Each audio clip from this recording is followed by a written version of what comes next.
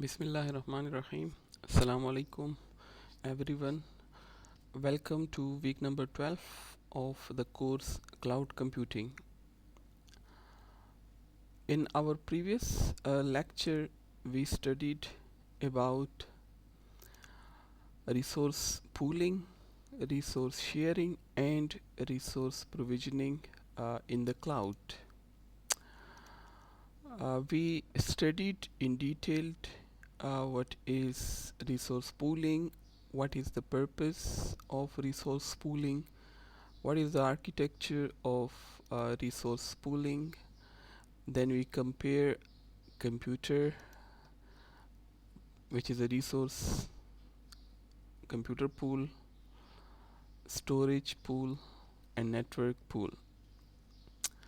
Also, we saw what is the process of standardization, automation, and optimization. In the resource sharing section, we elaborate the concepts related with resource sharing, for example, multi-tenancy, which is an important concept to understand while studying the cloud computing. Also, we saw types of multi-tenancy, like for example, tenancy at the different levels of the cloud computing. For example, at the software as a service, infrastructure as a service, and platform as a service level. And finally, we shed some light over the resource provisioning in the cloud. There is an autonomic way of doing the resource provisioning, and also we saw what is the role of SLA while provisioning the resources. In today's lecture, we are going to talk about another very important topic, and that is HDFS. HDFS stands for Hadoop Distributed File System. So this is the topic for our today discussion, और week number 12 में हम HDFS के बारे में detail से पढ़ेंगे. जब हम हडूप इकोसिस्टम के बारे में पढ़ रहे थे तो इफ़ यू रिमेंबर, वहाँ पे हमने हर एक कंपोनेंट को, नॉट हर एक but the majority of the components we studied there, उनमें से जो फर्स्ट कंपोनेंट था जिस पे हमने थोड़ी सी बात की थी, दैट वाज कॉल्ड HDFS.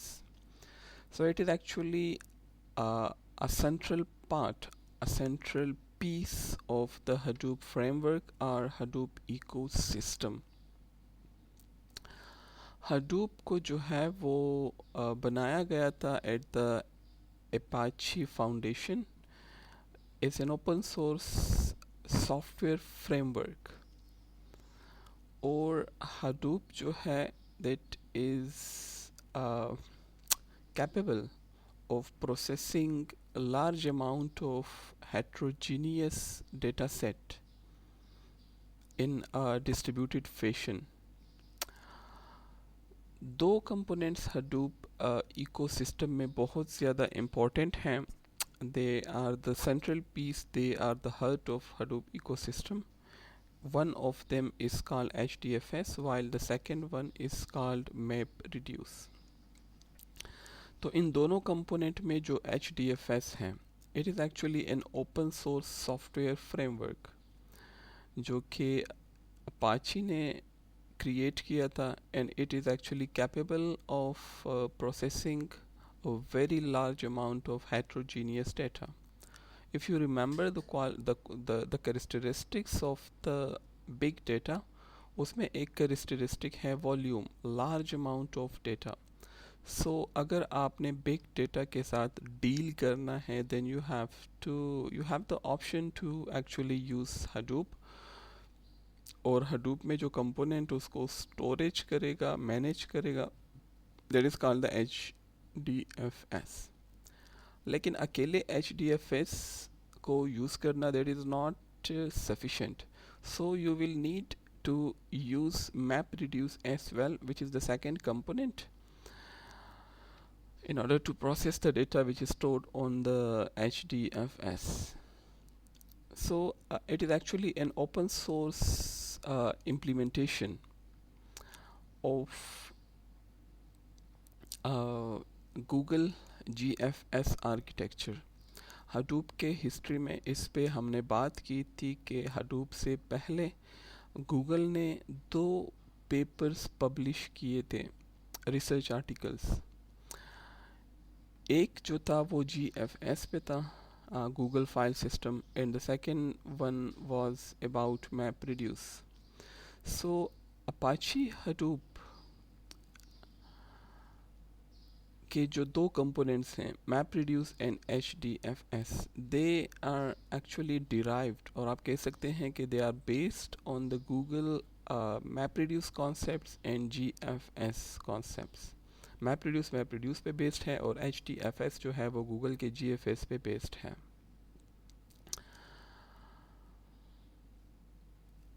जिस तरह आपके पास गूगल में GFS में GFS इज़ अबाउट स्टोरेज, इसी तरह HDFS को भी डिज़ाइन किया गया है to store big data, large amount of data in a distributed fashion. और ये स्टोरेज जो है वो सिंपल कम्युनिटी बेस्ड हार्डवेयर्स को यूज़ करते हुए वो प्रोवाइड करेगा, उसको स्टोर करेगा डेटा को। Large cluster of community hardware servers, storage devices, etc. Or why we are using community servers? So last week इस पे हमने बात की थी कि they are cheaply available, easily available, maintenance उसकी जो है वो easily आप कर सकते हैं। अगर कोई प्रॉब्लम आ जाए और आपको कोई डिवाइस रिप्लेस करना पड़े तो आप उसको easily रिप्लेस कर सकते हैं, because they are easily available in the market. So HDFS is designed to run on large cluster of community servers or community hardware. अब HDFS की जो प्राइमरी रिस्पॉन्सिबिलिटी है, that is related with the data storage. Data को store हम किस तरह करेंगे? So there is the primary responsibility of the HDFS. यानी जो इकोसिस्टम है वहाँ पे हमारे पास a large number of applications जो हैं वो रन कर रहे हैं, and obviously they will need data. Data को they will need data, they will need to store data, they will need to access data, they will need to process data. So data storage की जब हम बात करते हैं, so the primary component which is responsible is the HDFS.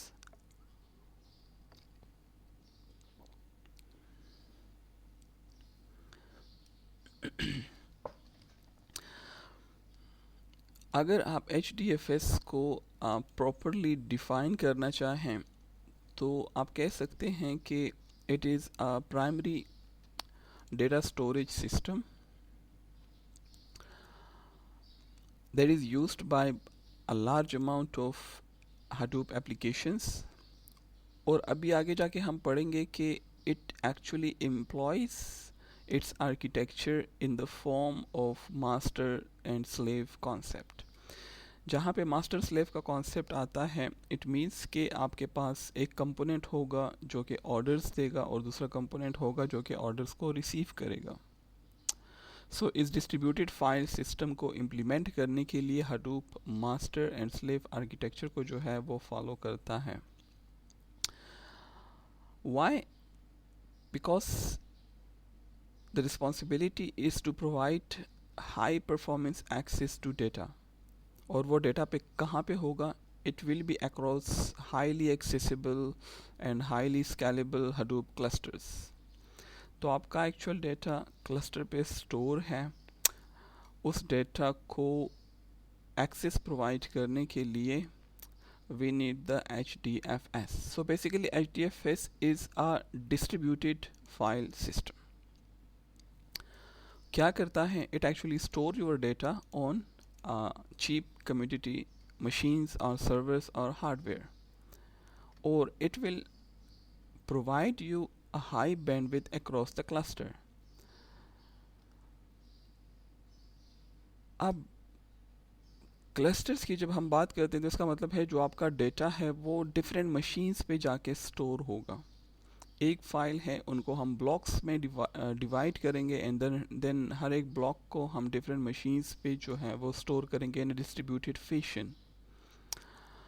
जो actual block size है जो HDFS जिसको यूज़ करता है that is 128 MB by default, but you can change it. और आपका डेटा जो है वो स्टोर होगा ऑन मल्टीपल मशीन्स, और उन मशीन्स को हम डिफरेंट नाम्स देते हैं, for example data node, and then we have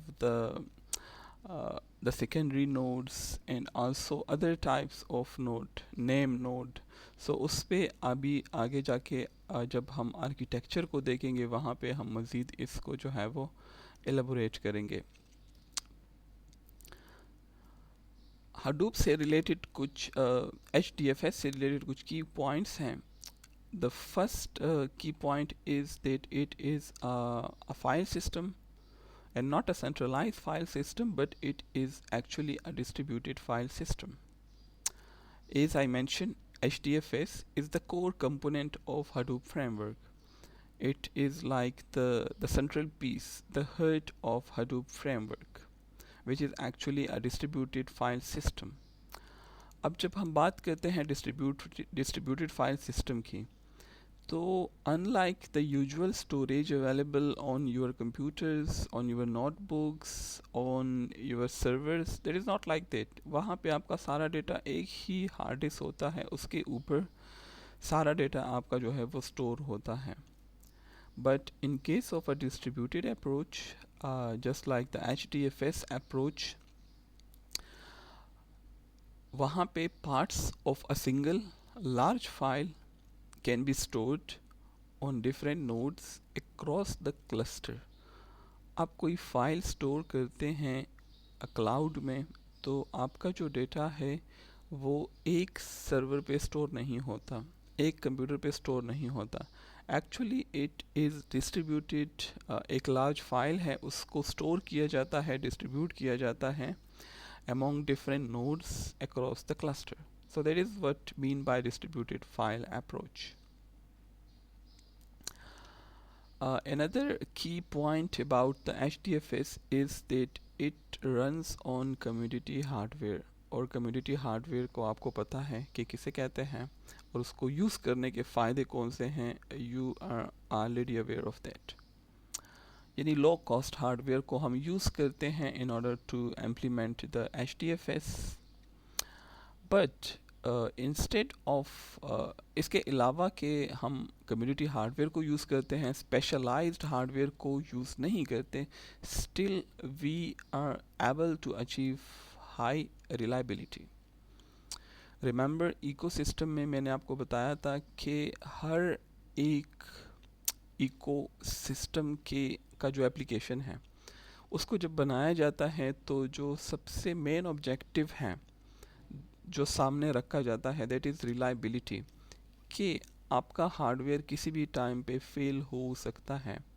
so you need to make your system reliable to handle such scenarios और सिचुएशंस। तो HDFS which is the main component, वहाँ पे भी reliability is the key factor. Scalability is another factor. You can easily add more machines, you can easily add more storage, you can easily store a single file, hundreds of files, or even millions of files. And they are fault tolerant. चूँकि centralized system नहीं है तो टॉलरेंसी वो हमारे पास ज़्यादा है, यानी अगर एक सर्वर डाउन हो जाए तो आपका पूरा सिस्टम जो है वो इफ़ेक्ट नहीं होता। You will still be able to access your data from a different community hardware. So that is called fault tolerance, and this is one of the key point of HDFS. Reliability, जब इसको हम link करते हैं with the storage, so reliability actually mean कि आप reliably अपने data को store कर सकते हैं और आपका डेटा जो है that actually consist of very large files. तो आप रिलायबली अपने लार्ज फाइल्स को across multiple machines in a large cluster जो है वो आप स्टोर कर सकते हैं। सो इसीलिए जो HDFS है it is more suitable for application that have large data sets like big data. तो उसके लिए ज़्यादा सुटेबल है because it is more reliable and it will split your data over multiple machines in a large cluster. इसके अलावा high throughput भी आपको मिल सकता है। थ्रूपुट पे हम आगे जाके बात करेंगे, लेकिन यहाँ पे सिर्फ एक पॉइंट के ज़रिए अगर मैं थ्रूपुट को एक्सप्लेन करूँ, so that is going to be that access to the application data by providing data access in parallel, and that is possible with the help of MapReduce. So parallel अगर आप अपने data को access करते हैं, you actually get more throughput, high throughput.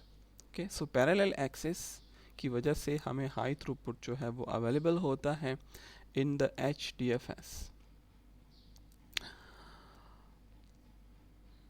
इसके अलावा कुछ और भी की पॉइंट्स हैं। For example it provides necessary interfaces. आपको पता है जब आप किसी एप्लीकेशन के साथ कम्युनिकेट करते हैं you need an interface, right. अब इंटरफेसेस दो तरह के हो सकते हैं, एक आपके पास ग्राफिकल हो सकता है और एक आपके पास जो है वो कमांड बेस हो सकता है। So HDFS actually provide all the necessary interfaces which will enable the movement of computation to the data. Traditional data processing environment में हम क्या करते हैं कि हम डेटा को मूव करते हैं towards the computation while in this cloud approach we are actually interested in moving the computation to the data, और इस पे मैंने पहले बात की थी। उस कंप्यूटेशन को डेटा की तरफ मूव करने के लिए आपको इंटरफेसेस चाहिए in order to communicate, in order to give commands. तो उसके लिए जो नेसेसरी इंटरफेसेस है वो आपको कौन प्रोवाइड करेगा? HDFS। जो इसका मेन इंटरफेस है that is the command line interface, उसको हम कहते हैं FS शेल, और उसको हम यूज़ करते हैं for interaction with the HDFS। और आप बेसिक फाइल ऑपरेशंस जो हैं वो ऑपरेट कर सकते हैं। For example reading a file, writing a file, creating a file, deleting a file, or taking copies of the file, etc. So all these basic type of operations, they are possible with the help of this FS shell interface, and that is used to interact with the HDFS.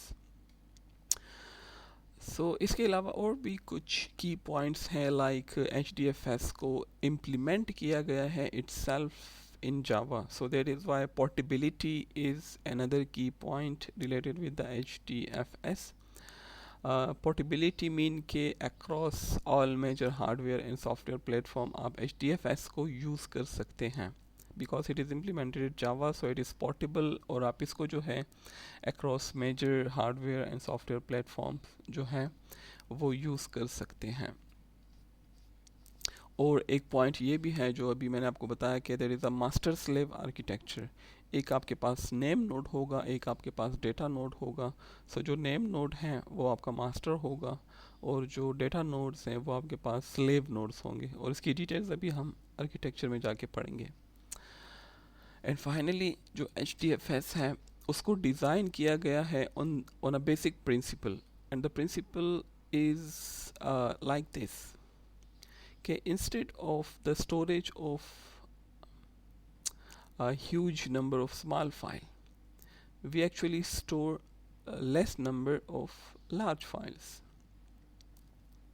So that is a key point which is related with the design of the HDFS, and that is कि इसको इस principle पे बनाया गया है कि instead of the storage of the large या huge number of small file, हम क्या करते हैं, हम less number of large files को यूज़ करते हैं, स्टोर करते हैं।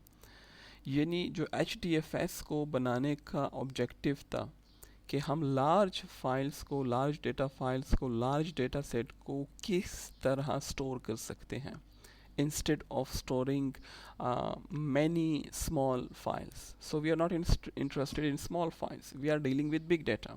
So we are interested in large file, or HDFS is interested in storing and processing large files. Okay. So these were some key points about the HDFS.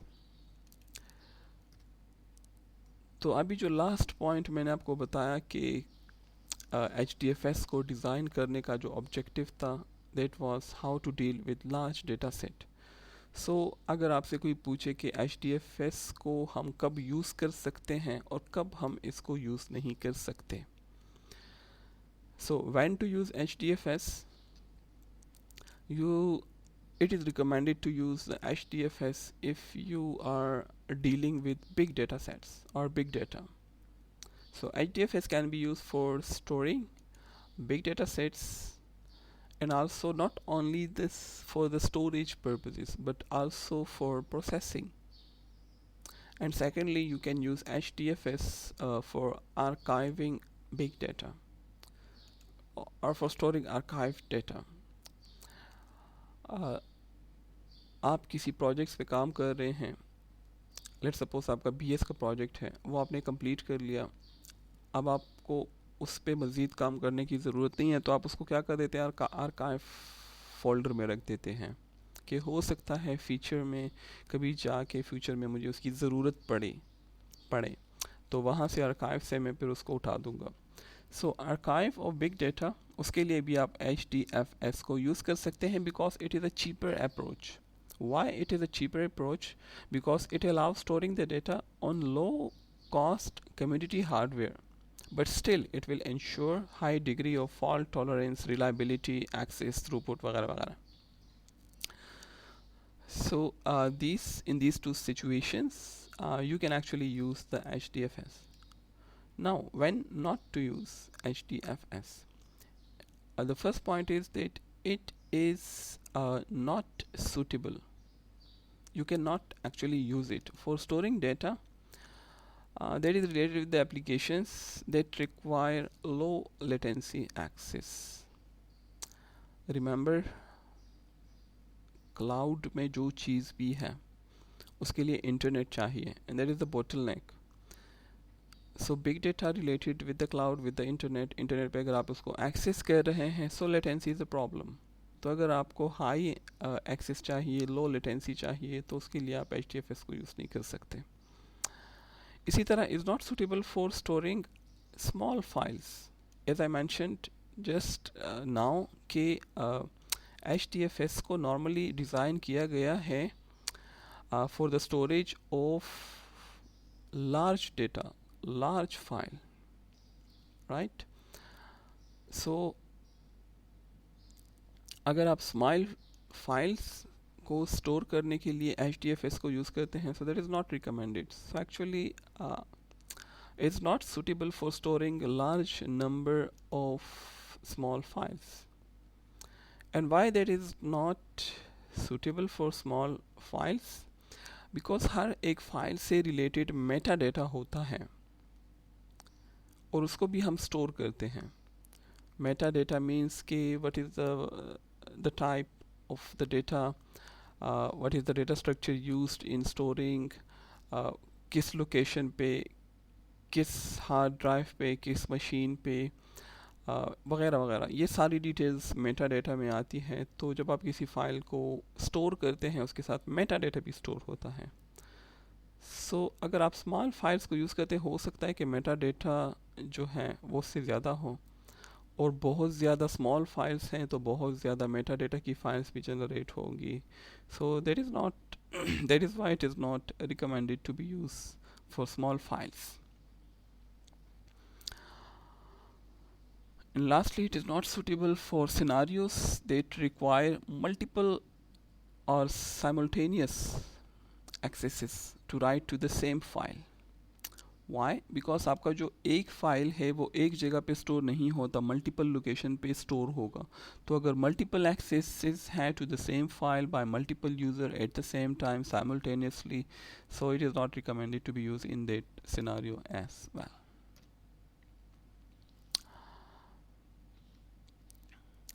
Okay, so we are studying HDFS. Introduction हमने देख लिया, कुछ सम की points हमने देख लिए, और हमने देख लिया कि कब हम HDFS को यूज़ कर सकते हैं फॉर स्टोरिंग और कब उसको हम यूज़ नहीं कर सकते. Now let us see another important concept related with the HDFS, and that is called HDFS nodes. हमारे पास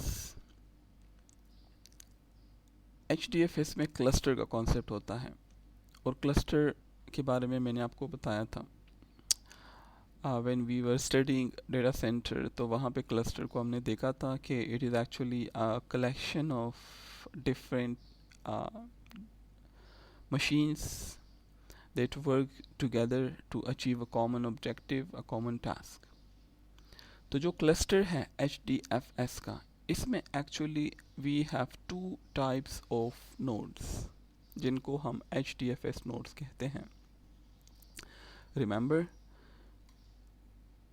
इसके अलावा और भी नोड्स हैं. they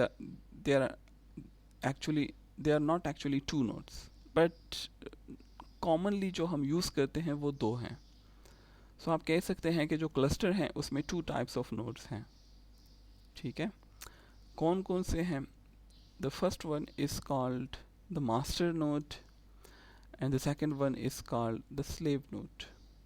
And you see, they are actually servers, they are actually machines, they are actually hardware.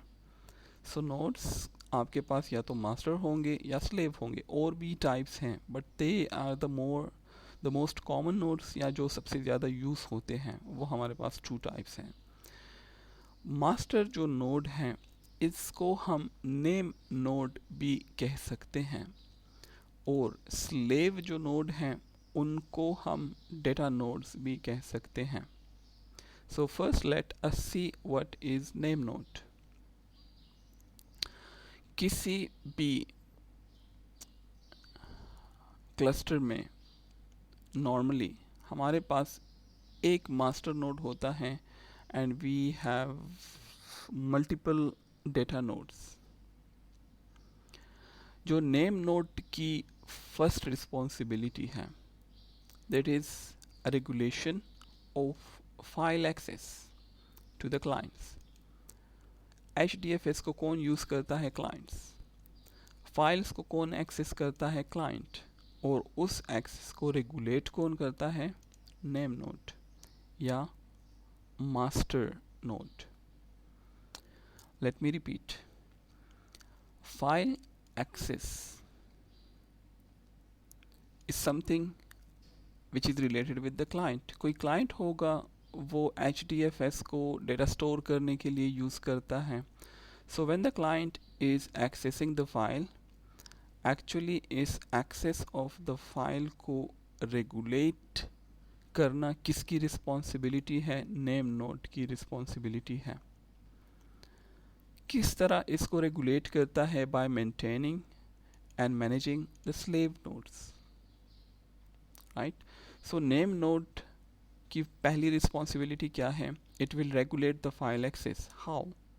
Bye maintaining and managing the slave nodes. चूंकि ये master node है, तो स्लेव नोड्स को ये क्या करेगा? मैनेज करेगा. और उनको कौन काम देगा, या स्लेव नोड से कौन काम लेगा? There is also the responsibility of the name node. और इसीलिए हम इसको मास्टर कहते हैं कि ये स्लेव नोड को इंस्ट्रक्ट करता है, उनको मैनेज करता है, उनको मेंटेन रखता है, उनको डिफरेंट टास्क असाइन करता है. राइट. वो टास्क क्या क्या हैं, किस तरह उनको मैनेज करता है, वो अभी इसमें आर्किटेक्चर में हम उसको डिटेल से पढ़ेंगे. Name node executes the file system namespace operations. For example, operations कौन कौन से हो सकते हैं जो आप किसी फाइल पे परफॉर्म कर सकते हैं। कोई फाइल आपने ओपन करना है, क्लोज करना है, किसी फाइल को आपने रीनेम करना है, या कोई डायरेक्टरीज हैं उनको आपने मैनेज करना है, उनको आपने जो है वो मेंटेन रखना है, तो उसकी रिस्पॉन्सिबिलिटी किसकी होगी? नेम नोड की होगी।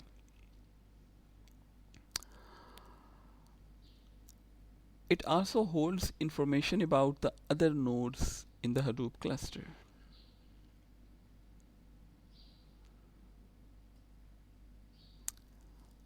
कौन कौन सी इंफॉर्मेशन अबाउट अदर नोड्स ये अपने पास रख सकता है? फॉर एग्ज़ाम्पल, कौन कौन से नोड्स अप हैं, कौन कौन से नोड्स डाउन हैं, कौन कौन सा डेटा किन किन नोड्स के ऊपर पड़ा है, उनकी लोकेशन क्या है, कौन से फाइल्स जो हैं वो किस क्लस्टर में हैं, कौन सा फाइल किस ब्लॉक्स में हैं, कौन कौन से ब्लॉक्स किस फाइल को एलोकेट किए गए हैं, उनकी लोकेशंस क्या है इनसाइड द क्लस्टर, और other useful information for the operation of Hadoop cluster. So ये सारी इंफॉर्मेशन कौन मैनेज करता है? Name node. So if you see, name node में स्टोरेज के बारे में हमने कुछ नहीं देखा। Management, regulation, maintenance, execution, information वगैरह, बट स्टोरेज का कोई कॉन्सेप्ट नहीं है। ठीक है, so HDFS is about storage, लेकिन नेम नोड में स्टोरेज से रिलेटेड कुछ नहीं है। तो आपका डेटा कहाँ पे होगा? दैट इज़ द आंसर जो कि आपको प्रोवाइड करेगा data node, which is called the slave. It is actually responsible for holding the data, for holding the files, for storing the files. So name node का storage के साथ कोई ताल्लुक तो है, लेकिन वहाँ पे actual storage नहीं है। Actual storage आपकी कहाँ पे है? Data nodes के ऊपर, right?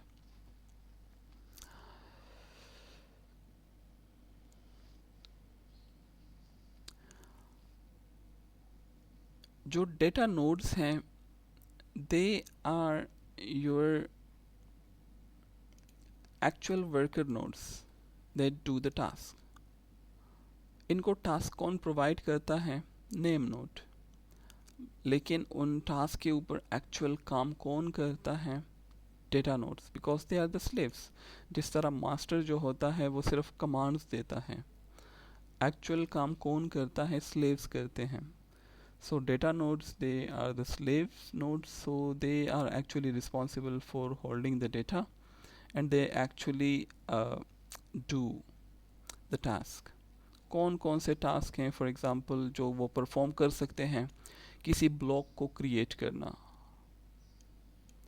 किसी ब्लॉक को डिलीट करना। फाइल्स हम डिस्ट्रीब्यूट करते हैं इनटू डिफरेंट ब्लॉक्स, फिर हर एक ब्लॉक को हम डिफरेंट डेटा नोड्स पे स्टोर करते हैं, तो उन ब्लॉक्स को क्रिएट करना, डिलीट करना, रिप्लिकेट करना वगैरह वगैरह, ये सारे काम कौन करता है? Data node. लेकिन ये स्लीव है, खुद से ये काम नहीं करता, इसको इंस्ट्रक्शंस मिलती है। कहाँ से इसको इंस्ट्रक्शंस मिलती हैं? From the name node. ठीक है, जिस तरह अभी नेम नोड के बारे में आपने पढ़ा कि actually command, send commands, it actually give instructions to the data nodes. तो according to those instruction data nodes क्या करता है? It perform different operations. And the beauty is that it runs over the commodity hardware, which is a cheaper way to store the data.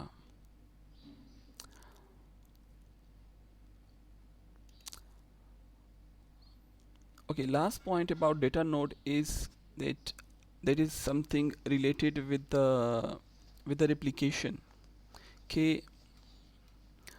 जब आप कोई block किसी data node के ऊपर right करते हैं, तो चूंकि हमें रिलायबिलिटी चाहिए, हमें जो है फॉल्ट टॉलरेंस चाहिए, हमें हमारा डेटा चाहिए इवन अगर कोई एक डेटा नोड फेल भी कर जाए, क्रैश भी कर जाए, still we need to access our data in time. So जब आप किसी एक ब्लॉक को स्टोर करते हैं on a data node, it actually replicates it to another data node, और वो जो है उसको रिप्लिकेट करेगा on the third data node, and the process continue until creating the required number of replicas is achieved. Normally जो replica की तादाद है वो 3 है, यानी आपका कोई भी फाइल जो है वो 3 दफ़ा 3 डिफरेंट लोकेशंस पे स्टोर होगा, उनकी उसकी एक तो वो फाइल खुद होगा और 2 उसकी कॉपीज़ बनेंगी। सो 3 लोकेशंस पे, 3 डिफरेंट लोकेशंस पे हम उसको एक्चुअली स्टोर करते हैं। तो जब आप किसी फाइल या किसी ब्लॉक को राइट करते हैं, उसकी एक रेप्लिका बनती है, फिर वो उसकी एक दूसरी रेप्लिका बनती है, या अगर आपने साइज़ 4 रखी है तो उसकी एक और रेप्लिका बनेगी, 5 रखी है तो उसकी एक और रेप्लिका बनेगी, and so on. So this is a process of how we store a block on a data node. यहाँ पे हमने थोड़ा सा नोड्स के बारे में पढ़ा। अभी हम आर्किटेक्चर के बारे में पढ़ेंगे, तो वहाँ पे इस डेटा नोड और नेम नोड के बारे में हम मज़ीद भी पढ़ेंगे। So we will come back to these nodes again in this lecture. Now data storage, थोड़ा सा हमने देखा, थोड़ा सा हमने पढ़ा ब्लॉक्स के बारे में कि हमारा डेटा जो है वो ब्लॉक्स में होता है और different blocks different name nodes पे जो है वो स्टोर होते हैं, रेप्लिकास होती हैं उनकी। सो लेट अस सी कि ये डेटा स्टोरेज इन HDFS किस तरह काम करता है। फर्स्ट थिंग, जो HDFS है उसका जो कॉन्सेप्ट है वो है कि आपका जो फाइल है ये इसको स्मॉल पीसेस में डिवाइड करेगा,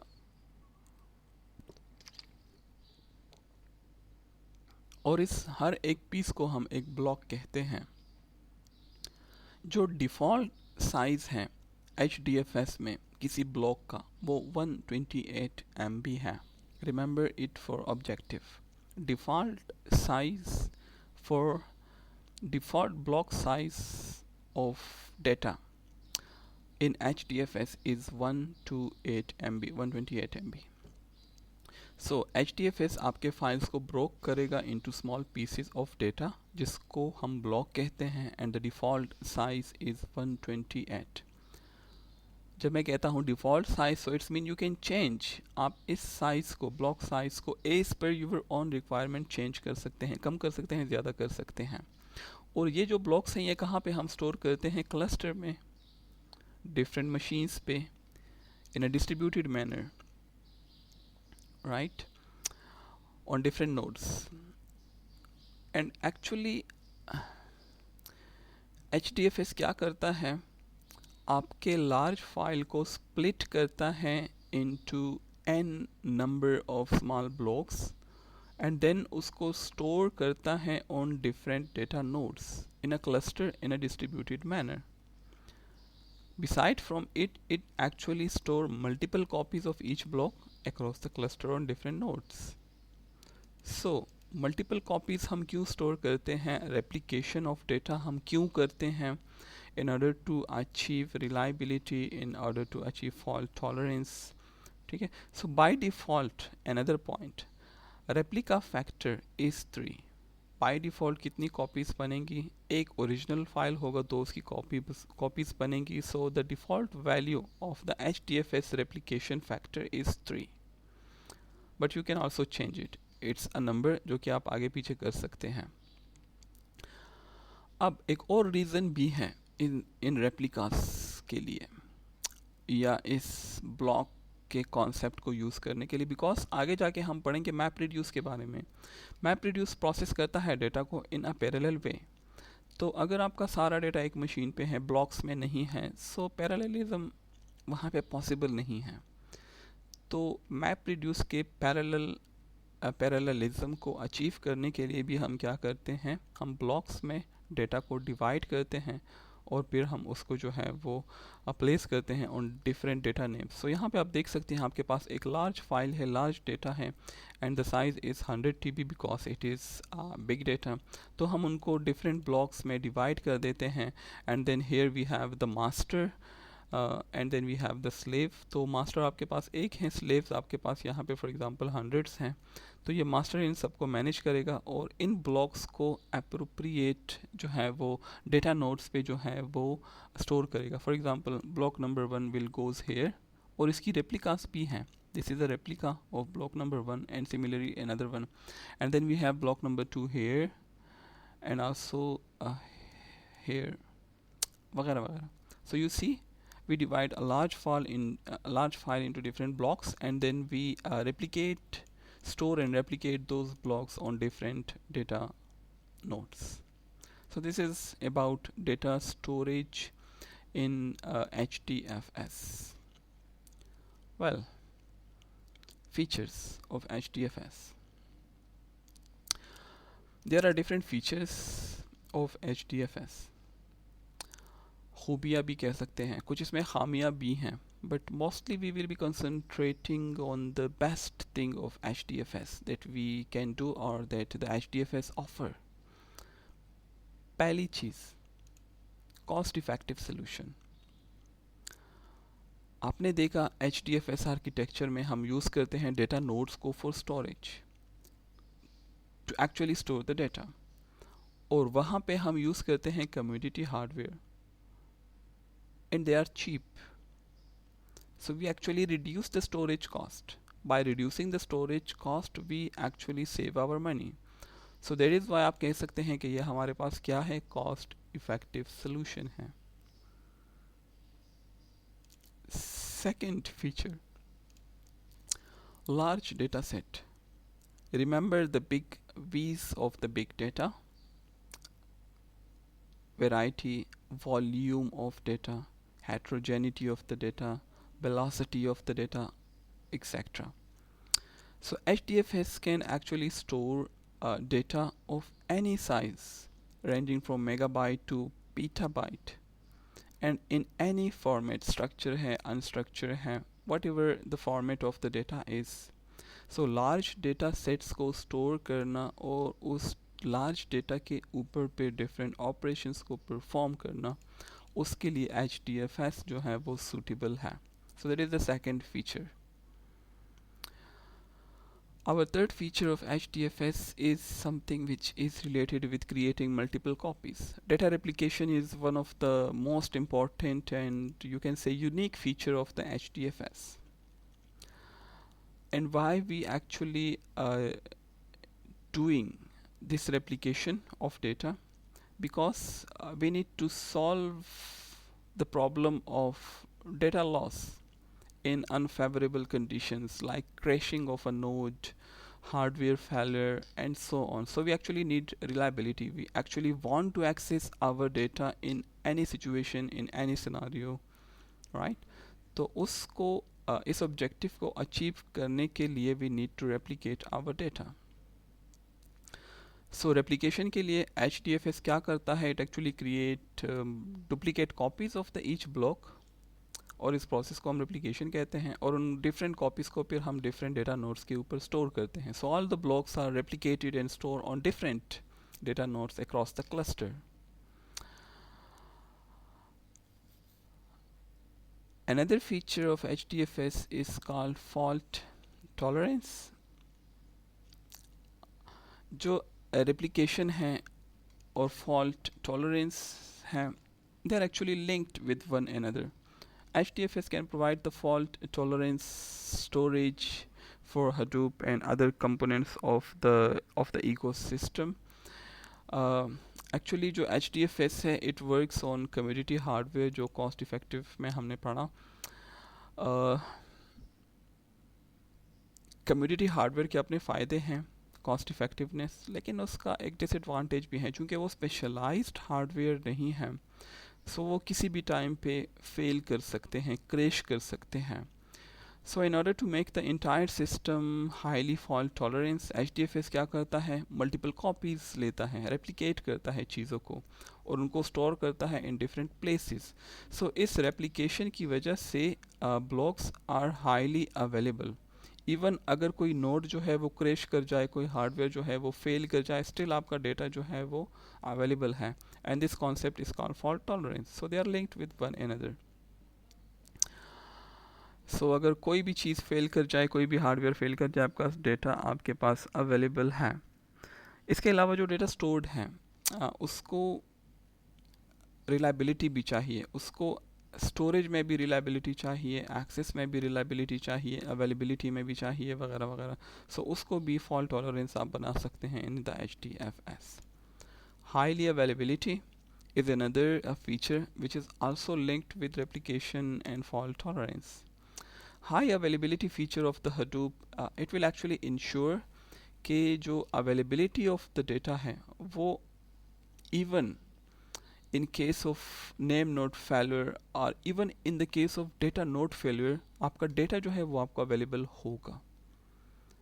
ठीक है, डेटा नोड जहाँ पे आपका डेटा स्टोर है वो क्रैश कर जाए डजेंट मैटर, या इवन जो आपका नेम सर्वर है वो अगर क्रैश कर जाए तब भी आपका डेटा अवेलेबल होना चाहिए. तो जो नेम नोड है वो एक्चुअली मैनेज करता है डेटा नोड्स को, और हमने देखा कि वो नॉर्मली एक ही होता है. तो अगर वो फेल कर जाए तो उनको मैनेज करने वाला कौन होगा?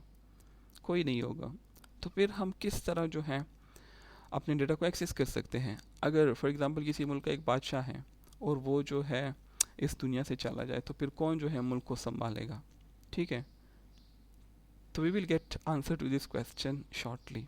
ठीक है, बट आपका सिस्टम जो है वो हाईली अवेलेबिलिटी को जो है वो सपोर्ट, HDFS जो है आपका वो हाई अवेलेबिलिटी को सपोर्ट करता है by ensuring the availability of the data even in the failure of the name node or even node, or even in the case of the failure of the data node.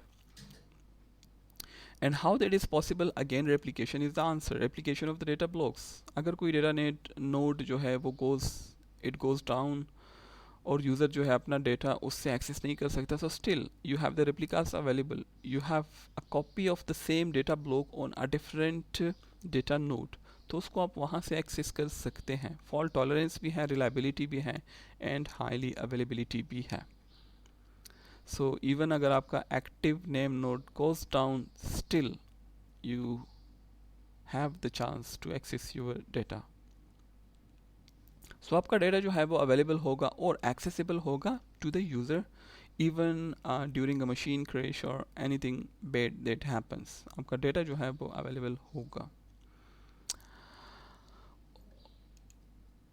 Okay, now our next feature of the HDFS is related with the scalability. And scalability mean expanding or contracting the cluster. So HDFS आपके data को store करता है on multiple node in the cluster, right? और जैसे ही user की requirement change होती है, आप जो है HDFS अपने आप को स्केल कर सकता है. आप क्लस्टर को स्केल कर सकते हैं, आप मज़ीद नेम नोड्स को जो है वो इंस्टॉल कर सकते हैं. सो you can actually scale Hadoop HDFS in 2 ways, right? एक को हम कहते हैं वर्टिकल स्केलिंग और एक को हम कहते हैं horizontal scaling. So these two are different type of scaling. Vertical scaling में हम क्या करते हैं? We actually add more hard disk on node of the cluster, और उसको करने के लिए you have to edit the configuration files and make the corresponding entries of newly added disk.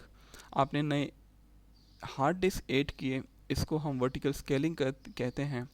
आपने उनको कॉन्फ़िगर करना होगा, आपने उनकी एंट्रीज जो हैं वो करनी होंगी. सो वहाँ पे कुछ डाउन टाइम जो है वो आपके सिस्टम को इफेक्ट कर सकता है. So that is why people do not like to do the vertical scaling, to add more disk on nodes. Actually there is another very interesting type of scalability जिसको हम कहते हैं horizontally scaling, and there is another option for scalability. और इसमें हम क्या करते हैं, instead of adding more hardware, more hard disk to the node, we actually add more nodes to the cluster on the fly without any downtime. Vertical में down time का मसला था, यहाँ पे डाउन टाइम का मसला नहीं है. ठीक है, we can add as many node as we want in the cluster on the fly in real time without any downtime, and that is the beauty of the horizontal scaling. And this is a unique feature provided by the Hadoop, that you can actually add more nodes to the system on the fly in the cluster in a real time without any downtime. So this is a unique feature provided by the Hadoop HDFS. So actually you can scale your system in 2 ways. and that is possible in HDFS. Similarly, we have another very interesting feature and that is called data integrity. Integrity database में आप लोगों ने पढ़ा होगा is actually the correctness of the data. आपका data different locations में है लेकिन उसके जो कंटेंट्स हैं वो सेम हैं. सो HDFS किस तरह डेटा इंटीग्रिटी को इंश्योर करता है? It actually ensure the data integrity by constantly checking the data against the checksum जो कि ये कैलकुलेट करता है during the writing process of the file. अब checksum नेटवर्क सिक्योरिटी का एक कॉन्सेप्ट है. वहाँ पे हम डेटा को सिक्योर बनाने के लिए चेकसम का कॉन्सेप्ट यूज़ करते हैं और यहाँ पे हम data integrity is actually something which is related with the security itself. So checksum क्या है? It is actually a value जो कि आपका सिस्टम जनरेट करता है फ्रॉम अ फाइल. तो जब आप फाइल को रीड करते हैं तो आपका जो चेकसम है वो उस चेकसम के साथ कंपेयर होगा. If the checksums are the same, so इसका मतलब है कि आपका जो फाइल की जो इंटीग्रिटी है वो इंटैक्ट है, उसमें कोई बिट्स करप्ट नहीं हुए, तो वो आपको वो फाइल रिटर्न करके देगा. लेकिन अगर चेकसम की वैल्यू सेम नहीं है, दो चेकसम की वैल्यू सेम नहीं है, तो इसका मतलब है फाइल इज़ करप्टेड, तो वो उस फाइल को एक्सेस नहीं करेगा, उसके रेप्लिका से वो फाइल जो है वो एक्सेस होगा. सो HDFS actually ensure data integrity by checking the data against the checksum calculated during the writing process of the file. जब आप फाइल को रीड करते हैं, सो अगर चेकसम मैच नहीं करता with the original checksum, so data is corrupted और client जो है उस डेटा ब्लॉक को किसी और डेटा नोड से, किसी और रेप्लिका से एक्सेस कर सकता है. Okay, next feature is related with the throughput of the system. Throughput actually mean the amount of work done in a unit time. It describes how fast the data is getting access from the system and it is usually used to measure the performance. System की performance को measure करने के लिए हम different parameters को use करते हैं. उन्हीं parameter में एक parameter है जिसको हम कहते हैं throughput. So high throughput is designed and it is actually the amount of work done in any unit of time. Unit time mean के amount of work done per second, per millisecond, per microsecond, etc. Now HDFS जो है it will provide high throughput access to the application data. चूंकि ये data को store करता है in a distributed fashion, और इस डिस्ट्रीब्यूटेड फैशन जिस तरह मैंने अभी बताया कि it will allow parallel access, map reduce को आगे जाके हम यूज़ करेंगे डेटा को प्रोसेस करने के लिए. तो वहाँ पे अगर आपका डेटा डिफरेंट डिस्ट्रीब्यूटेड लोकेशंस पे पड़ा है, डिफरेंट डेटा नोड्स पे पड़ा है, तो आप उनको पैरेलली एक्सेस कर सकते हैं. इसका फ़ायदा ये होगा कि जो आपका प्रोसेसिंग टाइम है वो कम होगा, थ्रूपुट आपकी बढ़ेगी, थ्रूपुट बढ़ेगी तो आपकी परफॉर्मेंस अच्छी होगी. Okay, so actually by reading data in parallel form, we actually gives good throughput. Another feature of HDFS is data locality. Data locality mean moving computation logic to the data rather than moving data to the computational unit. यानी focus is on data. आप क्या करते हैं? आप computation को data के करीब लेके आते हैं instead of moving data to the computation. जिस तरह ट्रेडिशनल सिस्टम में होता है, data is brought at the application layer and then get process. But in the present scenario, due to massive volume of data, due to big data, bringing data to the application layer will degrade the system, the network performance. तो इस degradation से बचने के लिए HDFS क्या करता है? It actually brings the computation part of the data nodes where data resides. तो कंप्यूटेशन को पार्ट को ब्रिंग करना डेटा नोड के पास जहाँ पे आपका डेटा स्टोर है, it actually increase the performance. So with HDFS we are actually not moving the data to the computation, we actually moving the computation logic to the data.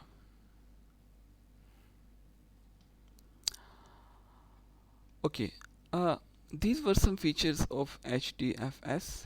इसके अलावा कुछ features और भी हैं, फॉर एग्ज़ाम्पल डिस्ट्रीब्यूटेड स्टोरेज, जिसको indirectly हमने देखा, लेकिन आप इसको सेपरेटली एक फ़ीचर भी कंसिडर कर सकते हैं कि आपका डेटा जो है वो डिस्ट्रीब्यूटेड मैनर में स्टोर होता है। आपका data small piece small blocks में डिवाइड होता है और फिर उनको हम डिफरेंट डेटा नोड्स के ऊपर स्टोर करते हैं, और पैरेलल एक्सेस जो है वो पॉसिबल है in that case. So high throughput में थोड़ा सा इसको हमने देखा, but it is a unique feature और डिस्टिंग्विश फीचर एज वेल।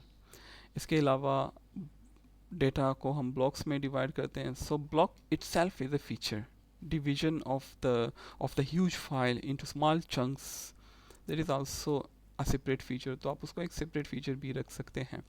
और जो डिफ़ॉल्ट साइज़ है वो मैंने आपको बताया 128 MB है। ओके, ब्लॉक्स की पे हमने बात की, लेकिन एक इम्पॉर्टेंट पॉइंट जो कि हमारे लिए समझना ज़रूरी है वो मैं आपको यहाँ पे बताता चलूँ कि block is actually the smallest unit of data in any file system. ठीक है, अब ब्लॉक्स जो हैं अगर वो स्टैटिक है, सो that is not a good approach, उनको डायनेमिक होना चाहिए। For example, let me give you an example. आपके पास डेटा साइज, आपके पास डेटा है और उस डेटा को आपने ब्लॉक्स में डिवाइड किया है। अब अगर डेटा साइज और ब्लॉक साइज वो इक्वल है, so there is not a problem. For example, data size is 120 या the block size is 128 MB और आपका जो डेटा चंक है वो भी 128 MB का है। सो 128 को 128 में आप रख रहे हैं, ओके, आप मेमोरी को लॉस नहीं कर रहे हैं। प्रॉब्लम कब आता है? प्रॉब्लम जब आता है जब आपका फाइल साइज ब्लॉक से ज़्यादा हो। For example, the size of the file is 129 MB, 1 MB ज़्यादा है। अब इस केस में आप क्या करते हैं? You need 2 blocks, 2 blocks create होंगे। एक ब्लॉक में उसका साइज़ आपके पास 128 MB का है, सो आप 128 MB डेटा को वहाँ पे इजीली एकोमोडेट कर सकते हैं। अब आपके पास क्या है? 1 MB डेटा रहता है और जो दूसरा साइज़ है वो 128 MB का है। सो 1 MB को 128 MB ब्लॉक में रखना, that is wastage of the space. Here the block size is not equal to the data size. अब Hadoop की ब्यूटी क्या है, HDFS की ब्यूटी क्या है कि that is intelligent enough not to waste the rest of the 127 MB. Okay, block size is 128 MB, data size is 1 MB, 1 MB को आपने 128 MB में रख दिया, 127 MB का क्या होगा? वो लॉस होंगे? नो, इंटेलिजेंट है वो लॉस नहीं होंगे। So it will allocate only 1 MB block to the 1 MB data. Dynamic is not static कि 128 फिक्स्ड है तो फिक्स्ड है, डेटा आपका जो भी हो, 1 MB हो, 2 MB हो, 3 MB हो, 100 MB हो, 128 MB हो, जो भी हो, ठीक है ना, स्टैटिक है। No, there is not the case here. जितना डेटा है ब्लॉक साइज इंटेलिजेंटली खुद को एकोमोडेट करेगा, खुद को एडजस्ट करेगा, and that is the beauty of the HDFS. So this was something related with the block size, and there is a major advantage of storing data in such block size in order to save in order to save the wastage of the space. और इसके अलावा और भी advantages हैं कि disk seek time जो है वो आपके पास रिड्यूस होगा, और इन केस ऑफ प्रोसेसिंग जब आगे जाके हम मैप रिड्यूस की बात करेंगे तो वहाँ पे हम चीज़ों को मैप करेंगे, ब्लॉक्स को हम मैप करेंगे। सो वहाँ पे जो मैपर है उसके लिए भी जो टाइम है वो कम लगेगा। So this was something about the features of the HDFS. Okay, next we have some types of operations. जब हम डेटा की बात करते हैं, स्टोरेज की बात करते हैं, तो similar to any other file system, Linux हो गया और विंडोज़ हो गया, HDFS में हम डिफरेंट ऑपरेशंस परफॉर्म कर सकते हैं. We can do almost all operations of the on the HDFS file system, जो कि आप अपने किसी लोकल फाइल सिस्टम के ऊपर करते हैं. अपने कंप्यूटर पे आप डायरेक्टरी किस तरह बनाते हैं, फाइल कॉपी किस तरह करते हैं, रीनेम किस तरह करते हैं, परमिशंस किस तरह देते हैं, वगैरह वगैरह. So all these things are possible in HDFS as well. दो ऑपरेशंस यहाँ पे हम पढ़ेंगे. एक को हम रीड कहते हैं, एक को हम राइट कहते हैं. रीड के कोई क्लाइंट हैं and the client wants to read any file from the HDFS. तो क्लाइंट को क्या करेगा, the client need to interact. सबसे पहले वो क्या करेगा, नेम नोड के साथ इंटरेक्शन करेगा, क्योंकि डेटा तो डेटा नोड्स पे सेव है, लेकिन उनको मैनेज कौन कर रहा है, नेम नोड. बादशाह कौन है, मास्टर कौन है, नेम नोड. सो क्लाइंट कांटेक्ट किसके साथ करेगा, इंटरेक्शन किसके साथ करेगा, नेम नोड के साथ. अब नेम नोड क्या करेगा, क्लाइंट को एड्रेस या लोकेशन के बारे में बताएगा, जहाँ पे जो है लोकेशन ऑफ द स्लेव्स, जहाँ पे इनका डेटा स्टोर है, या location of the data node, जहाँ पे एक्चुअल डेटा स्टोर है. अब क्लाइंट क्या करेगा, लोकेशन का पता इसको चल गया. Now the client will interact with the specified data node, जहाँ पे उसका डेटा स्टोर है, और वहाँ से वो क्या करेगा, अपने डेटा को रीड करेगा. ठीक है. सो in the HDFS read operation, if a client wants to read data that is stored in the HDFS, सबसे पहले the client need to interact with the name node first. name node को के साथ interaction के बाद name node सबसे पहले check करेगा if the client has sufficient privileges to access the file. security भी को भी तो हमने सामने रखना है. तो इस तरह नहीं कि आप एक्सेस नेम नोड जो है वो किसी को भी किसी फाइल की भी एक्सेस प्रोवाइड कर लें. No, that is not the case. First name node जो है वो चेक करेगा कि क्लाइंट के पास सफिशिएंट प्रिविलेजेस हैं, क्या वो ऑथेंटिकेशन भी करेगा, सफिशिएंट प्रिविलेजेस भी चेक करेगा टू एक्सेस द डेटा और नॉट. अगर क्लाइंट के पास सफिशिएंट प्रिविलेजेस हैं तो नेम नोड क्या करेगा, वो एड्रेस या लोकेशन जहाँ पे डेटा स्टोर है वो उसके साथ शेयर कर लेगा. ओके. इसके अलावा this is something related with the security, but still it has a relation with the read operation, तो इसलिए मैं यहाँ पे इसको बता रहा हूँ. इसके अलावा प्रिविलेजेस चेक करने के अलावा नेम नोड जो है ये एक सिक्योरिटी टोकन जो है वो क्लाइंट के साथ शेयर करता है. ये सिक्योरिटी टोकन क्लाइंट जो है वो डेटा नोड को शो करेगा before accessing the data, and the purpose of this security token is to authenticate the client. तो जैसे ही क्लाइंट डेटा नोड के पास जाता है for reading the file, data node क्या करेगा, टोकन को चेक करेगा. After checking the token, data node allow करेगा क्लाइंट को to read the particular block. उसके बाद जो है क्लाइंट ओपन करता है जो डेटा है उसको, और उसको start reading the data from the specified data node.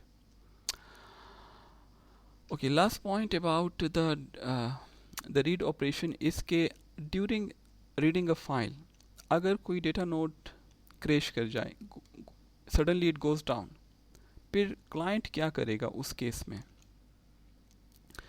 client जो है it will again go to the name node, because client doesn't know where the replica is stored, what is the address, what is the location of the next name node. So it will goes to the name node, और जो name node है it will share another location where the block is present. और वहाँ पे again सबसे पहले क्या होगा, उसकी ऑथेंटिकेशन होगी, प्रिविलेजेस चेक की जाएगी, टोकन जनरेट होगा, टोकन जो है वो क्लाइंट को दिया जाएगा, and so on. So this is how we perform a read operation. Now, write operation. For writing a file, the client also needs to interact with the name node. Just like आपने देखा in case of reading, सबसे पहले हम किसको contact करते हैं, बादशाह को कांटेक्ट करते हैं, मास्टर नोड को, which is the name node.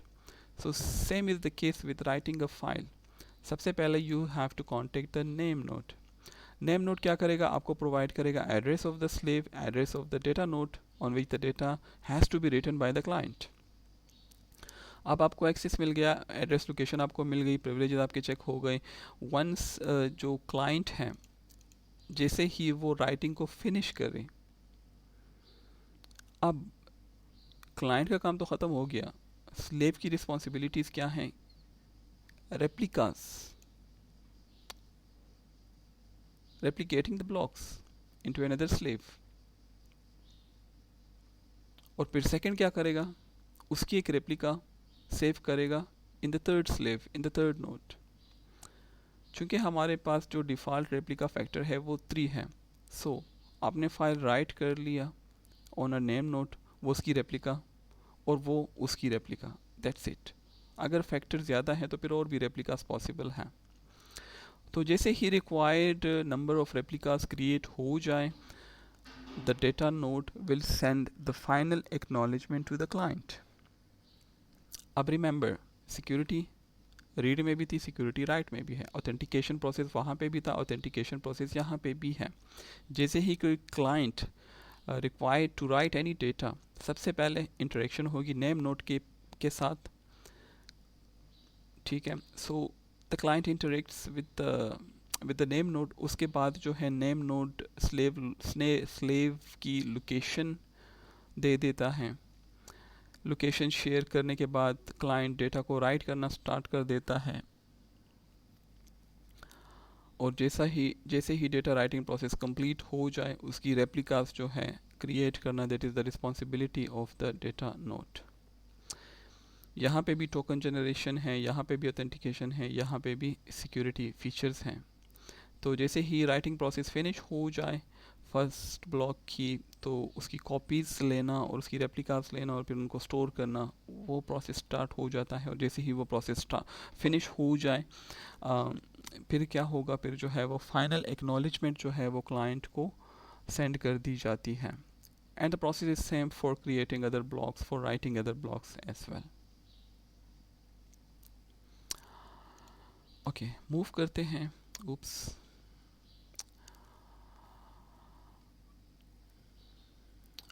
these are some assumptions and goals of HDFS. पहली assumption क्या है कि आपका हार्डवेयर फेल हो सकता है किसी भी टाइम पे. एक्चुअली जो हार्डवेयर फेलियर है, that is not a norm, it is actually an exception. चूँकि HDFS में हमारे पास हंड्रेड्स और थाउजेंड्स ऑफ सर्वर्स मशीन्स हैं और हर एक मशीन स्टोरेज के लिए रिस्पॉन्सिबल है, और हम चूँकि कम्युनिटी हार्डवेयर को यूज़ कर रहे हैं, so there exist a huge number of components, machines जो कि फेल हो सकते हैं. ठीक है, तो इसका मतलब है फेल हो गए तो वो नॉन फंक्शनल हो गए. नॉन फंक्शनल हो गए तो आप उसको एक्सेस नहीं कर सकते. तो आपका डेटा अगर स्टोर है तो आप उसको किस तरह एक्सेस करेंगे? सो उसको आप रेप्लिकेशन के ज़रिए सॉल्व कर सकते हैं, but still you have to keep in mind कि हार्डवेयर आपका किसी भी टाइम पे फेल हो सकता है. आर्किटेक्चर में फिर इसको हम एड्रेस कर सकते हैं कोर आर्किटेक्चर गोल्स में, कि किस तरह आप ऑटोमेटिकली एंड क्विकली फॉल्ट को डिटेक्ट कर सकते हैं और फॉल्ट को रिकवर कर सकते हैं. सो HDFS में हार्डवेयर फेलियर किसी भी टाइम वो पॉसिबल है. इसके अलावा स्ट्रीमिंग डेटा एक्सेस हैं. जो एप्लीकेशंस हैं, they need streaming access to their data sets. Hadoop HDFS mainly इसको डिज़ाइन किया गया था for batch processing rather than interactive uses by the users. It actually forces a high throughput of data access rather than low latency of data. So it actually focuses on how to retrieve the data at the fastest possible speed while keeping the overhead low. So streaming data access is another assumption. Similarly, we are dealing with large data sets, large data, big data. So in standard practices, HDFS size ranging from gigabyte to petabyte, So the architecture of the HDFS should be designed in such a way that it should be best for storing and retrieving huge amount of data. हम क्या कर रहे हैं, हम goals को पढ़ रहे हैं. HDFS जब बनाया गया था तो ये चीज़ें सामने रखी गई थी कि अच्छा आपने इस तरह का आर्किटेक्चर डिज़ाइन करना है जिसमें आप हार्डवेयर फेलवर को एकोमोडेट कर सकें. हार्डवेयर फेल होता है तो आप ऑटोमेटिकली एंड क्विकली उसको डिटेक्ट भी करें और फिर उसको रिकवर भी करें. Another goal is कि कुछ applications हैं जहाँ पे user interested है in viewing the data as a stream. So how you will handle the situation. Third goal is that okay, we are dealing with the data that is a big data that is going to be in terabyte, in gigabyte, in petabyte. So how you will be able to store large data sets and how you will be able to process those large data sets. So these are the goals or assumptions that were in mind while developing the HDFS. Similarly, we have another goal, and that is simple coherency model. It actually work on the theory of write once read many access model for the files. यानी जब once the file is created, written and closed, it should not be changed, right? This resolve the data coherency issues and enable high throughput of data access. Map reduce का role यहाँ पे बहुत ज़्यादा है. Map reduce में फिर इसको हम डिटेल से पढ़ेंगे. एंड अनदर गोल वाज जिस पे हमने डिटेल से बात की कि it is actually cheaper to move the computation to the data rather than moving the data towards the computation. So if an application does the computation near the data it operates on, it is actually more efficient than the approach of moving the data towards the computation. So it become more efficient and more cheaper as well. So the main advantage is that आपकी जो overall throughput है of the system वो भी increase होगी, आपकी जो network की congestion है वो भी मिनिमाइज होंगी. सो ये जो एजम्पशन या गोल है it is obviously a main goal आप इसको कह सकते हैं कि आप कंप्यूटेशन को मूव कर रहे हैं rather than moving the data. And finally we have another goal, and that is related with the heterogeneity, not only the software but hardware as well. So HDFS को डिज़ाइन किया गया है with portable property. चूँकि ये जावा में बनाया गया है तो इसमें पोर्टेबिलिटी रखी गई है. From one platform to another platform आप इसको इजीली जो है वो मूव कर सकते हैं. या वाइड वेराइटी ऑफ हार्डवेयर के ऊपर आप HDFS को रन कर सकते हैं, या wide variety of platforms operating systems के ऊपर आप HDFS को इंस्टॉल कर सकते हैं. ठीक है. So heterogeneity of software and hardware is there.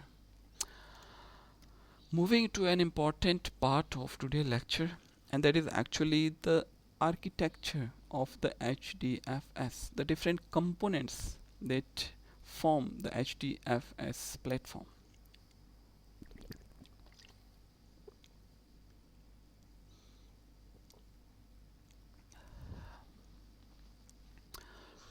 यहाँ पे आपको जो कंपोनेंट्स नज़र आ रहे हैं, कुछ कंपोनेंट्स आपने देखे हैं. Name node, you know what is name node. Data nodes, you are aware of data nodes. ठीक है. ये हमारे पास क्या है, मास्टर हैं. ये हमारे पास क्या है, स्लेव्स हैं. क्लाइंट इज़ एन एंटिटी जो कि एक्चुअली रीड भी करता है और राइट भी करता है. Replications, you know what is replication. आप राइटिंग एक जगह पे कर रहे हैं लेकिन आपका डेटा जो है वो मल्टीपल डेटा नोड्स के ऊपर उसकी कॉपीज़ बन रही हैं. Concept of rack, you know from the data center. Different servers, जब डिफरेंट मशीन्स को जब हम एक ही जगह पे एक ही स्विच के साथ more technically for example connect कर लें, so it forms a rack. So we have different racks. Meta data आपको पता है, डेटाबेस में आप लोगों ने पढ़ा होगा, data about the data is Meta data. So name node के बारे में हमने पढ़ा था कि एक्चुअली ये मैनेज करता है डेटा नोड्स को और इसके पास मेटा डेटा होता है. एक्चुअल डेटा आपका नेम नोड पे स्टोर नहीं होता, डेटा नोड्स पे स्टोर होता है. ठीक है. लेकिन डेटा मेटा डेटा में what is the name of the file, replicas कहाँ पे है, उनकी लोकेशंस क्या है, वगैरह वगैरह, ये सारी इंफॉर्मेशन होती है। And these are the blocks. Remember हम डेटा को क्या करते हैं, डिफरेंट ब्लॉक्स में डिवाइड करते हैं। The default size is 128 MB। So these are the blocks जो कि आपको नज़र आ रही हैं। So this is the whole architecture. और इन्हीं कंपोनेंट्स को हम वन बाय वन अभी पढ़ते हैं। कुछ कंपोनेंट्स को आप ऑलरेडी थोड़ा सा पढ़ भी चुके हैं। Here from the architecture you actually see that we are following a master slave architecture. Master node क्या करता है? It actually stores and manages the file system namespace. That is the information about the blocks of the file, the location, the permissions, etc. और slave nodes जो हैं they actually store the blocks of files. These are the blocks of the files stored on the slaves nodes. And this is actually ये जो आपको नज़र आ रहा है, this is a cluster which is इस case में ये जो क्लस्टर है इसमें एक नेम नोड है और आपके पास मल्टीपल डेटा नोड्स हैं, ठीक है। और इंटरनली जो आपके फाइल्स हैं they get divided into one और मोर ब्लॉक्स, और हर एक ब्लॉक को हम स्टोर करते हैं ऑन डिफरेंट स्लेव्स। हो सकता है एक file block, for example block number 1 यहाँ पे भी है, उसकी एक रेप्लिका यहाँ पे भी है, और दूसरी रेप्लिका जो है वो यहाँ पे हो सकती है।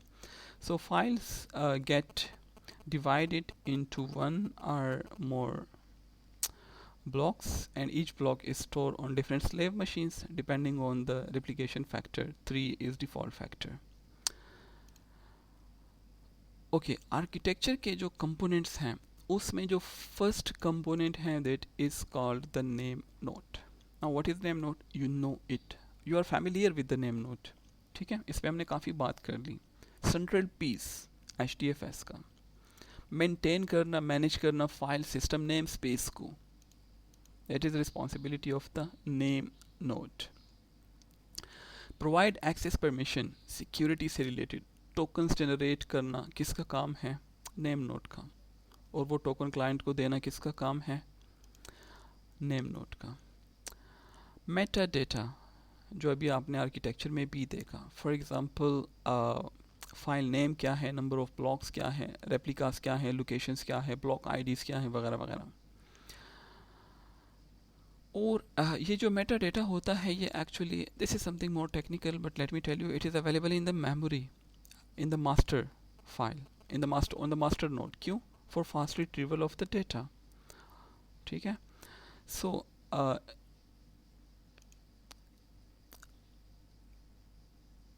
Name node or the master node, it actually keep track of the nodes in the cluster. It actually keep information about the disk space the nodes have. और इसके अलावा ये लुक आफ्टर करता है कि कौन से नोड्स आपके पास जो हैं वो लाइव हैं और कौन से नोड्स आपके पास जो हैं वो डेड हो चुके हैं। सो information about the nodes is also kept at the name node. थोड़ा सा अगर हम और टेक्निकलिटी पे चले जाएं तो जो नेम नोड है it actually have it actually store information about blocks, location, permission, etc. on the local disk in two files. एक को हम कहते हैं fsmh और एक को हम कहते हैं edit log.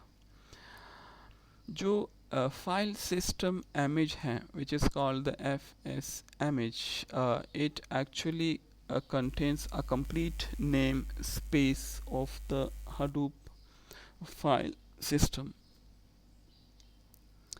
यानी complete name space of Hadoop file system जब पहली दफ़ा जो है वो नेम नोड बनाया गया था उस वक़्त से लेकर अब तक कंप्लीट नेम स्पेस की इंफॉर्मेशन जो है वो इस fsmh फाइल में हमारे पास स्टोर होती है। While on the other side we have the edit log which contain the recent changes performed to the file system namespace, to the most recent fsmh. So this is a bit technical, इसकी details में हम नहीं जाते, but still overall जो name space की complete information है वो F S image में, और जो रिसेंट चेंजेस परफॉर्म्ड हुई है to the file system name space, वो कहाँ पे होती है, एडिट में. And you see here we have a master node जो कि मैनेज करता है नेम नोट को, and we have like a server machine, and then we have on top of it any operating system. The operating system that we use here, yeah, that is Linux. उसके ऊपर चूंकि ये Java में develop किया गया है, so we have JVM and other utilities, and then browsers for interaction etc. यहाँ पे हमारे पास और भी इंफॉर्मेशन है, job tracker, secondary name node, इस पे भी हम आएंगे. बट फर्स्ट हम क्या कर रहे हैं, let us focus on the name node. So इसकी जो फंक्शनैलिटीज़ हैं, जो रिस्पॉन्सिबिलिटीज़ हैं नेम नोड की, दे आर इम्पॉर्टेंट. तो सबसे पहले इस तरह हमने देखा कि ये रेगुलेट करता है फाइल एक्सेस को to the client. Access provide करना क्लाइंट को कि वो फाइल को जो है रिट्रीव करे, रीड करे, राइट करे, जो भी ऑपरेशन वो उसके ऊपर परफॉर्म करना चाहते हैं वो करे.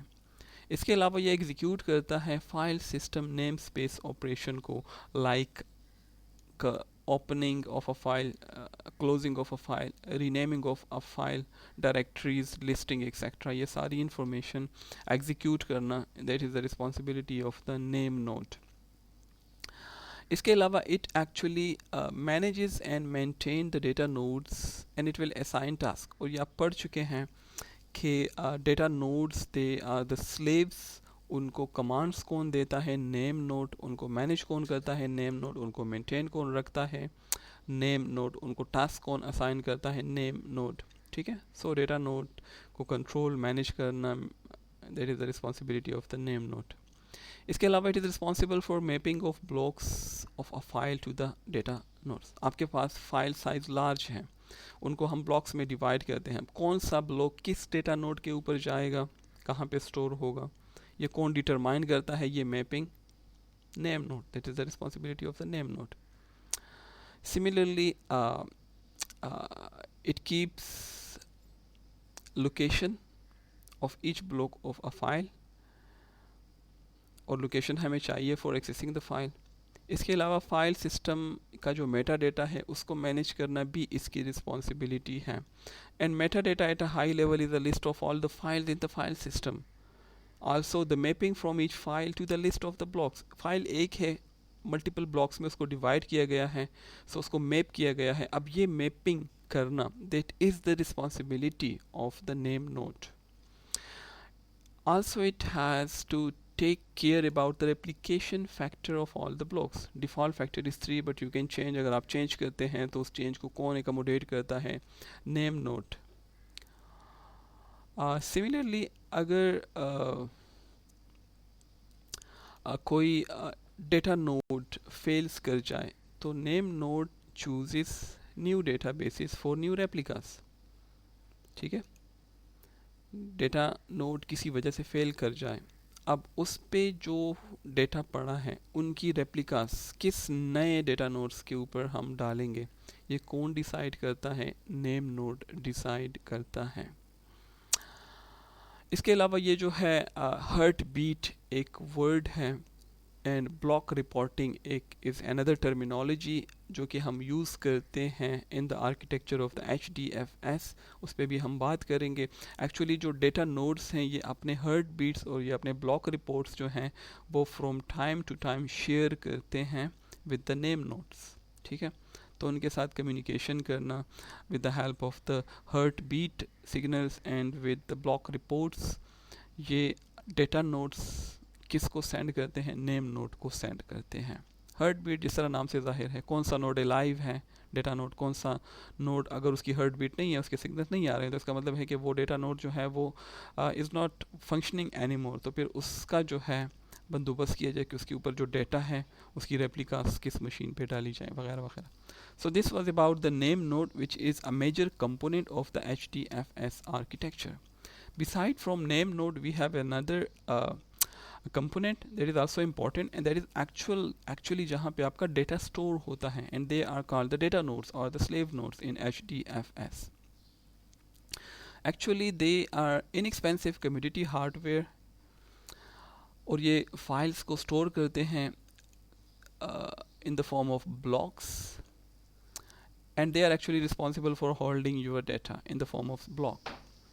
So जब client रिक्वेस्ट करता है किसी फाइल को बनाने के लिए, कोई फाइल राइट करने के लिए, नेम नोड उसको असाइन करता है certain data nodes to write the data, और नेम नोड डिसाइड करता है कि कहाँ पे डेटा को स्टोर होना है, किन नोड्स के ऊपर. So that is only the responsibility.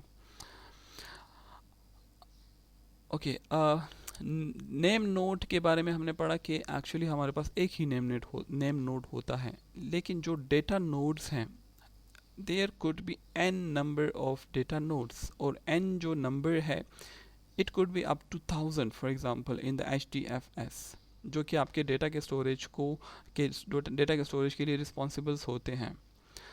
और जो डेटा नोड्स हैं वो आपके पास कम्युनिटी हार्डवेयर पे रन कर रहे होते हैं. So this is about the data node. और जिस तरह हमारे पास रिस्पॉन्सिबिलिटी थी नेम नोड की, इसी तरह कुछ रिस्पॉन्सिबिलिटीज़ डेटा नोड्स की भी हैं, और जो प्राइमरी रिस्पॉन्सिबिलिटी है that is related with the storage, and also कि किस तरह क्लाइंट्स के रीड राइट रिक्वेस्ट को सर्व किया जाए बेस्ड ऑन द इंस्ट्रक्शन जो कि इसको मिलती है from the name node. Data node क्या करता है? It will performs the block creation, the replication, the deletion and other things.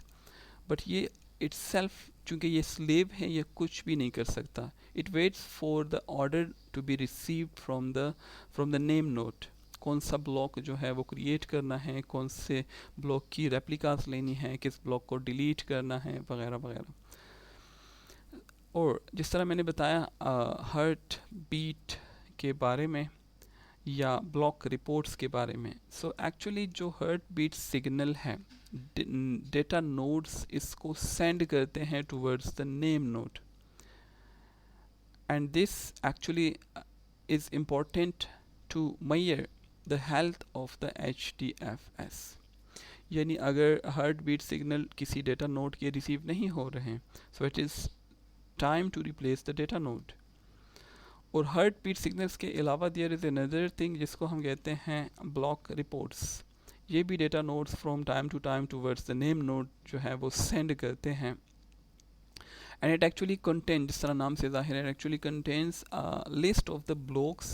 It contains कौन कौन से ब्लॉक्स, यानी नेम नोड को किस तरह पता चलेगा कि कौन कौन से ब्लॉक्स जो हैं वो किस किस डेटा नोड्स के ऊपर स्टोर हैं. So by utilising the block reports. Okay, so in the start of the lecture मैंने आपको बताया था कि जो दो इम्पोर्टेंट कंपोनेंट्स हैं वो हमारे पास नेम नोड हैं और डेटा नोड हैं. But they are not the only components. We also have some other types of nodes available in the HDFS architecture. One of them is called the secondary name node. As the name indicate, it is a name node, not a slave node, not a data node. But secondary mean it is not the primary node.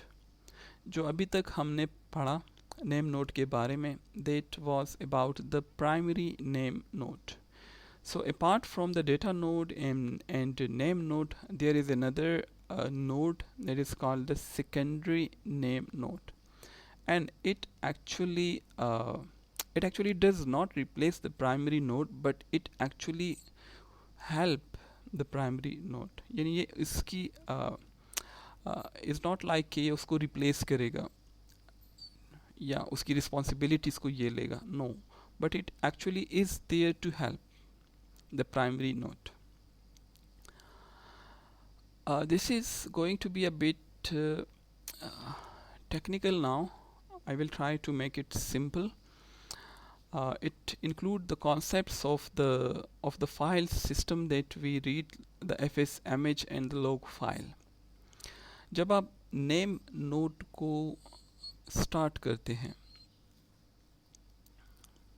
या when the name node start, तो name node start होने के बाद fs-image और edit log file को मर्ज करता है।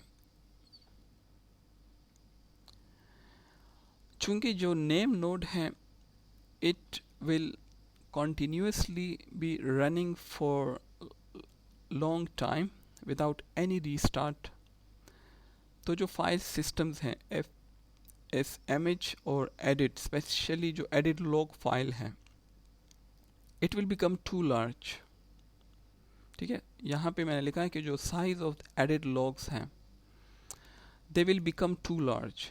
कब वो लार्ज होंगे? क्योंकि नेम नोड एक दफ़ा स्टार्ट हो जाए then it is continuously running, और ये जो है लॉग फाइल एडिट, जो लॉग फाइल्स हैं उनको जनरेट कर रहा है, क्रिएट कर रहा है, इंफॉर्मेशन उसकी बढ़ती जा रही है, सो उसका जो साइज़ है वो बढ़ता जाएगा। जब इसका साइज़ टू लार्ज हो जाए एडिट लॉग का, लॉग फाइल का, it will actually result in long restart time of the name node। इसके बाद जब आप नेम नोड को रीस्टार्ट करेंगे it will take a longer time। so this is the place जहाँ पे secondary name node से आप हेल्प ले सकते हैं। किस तरह?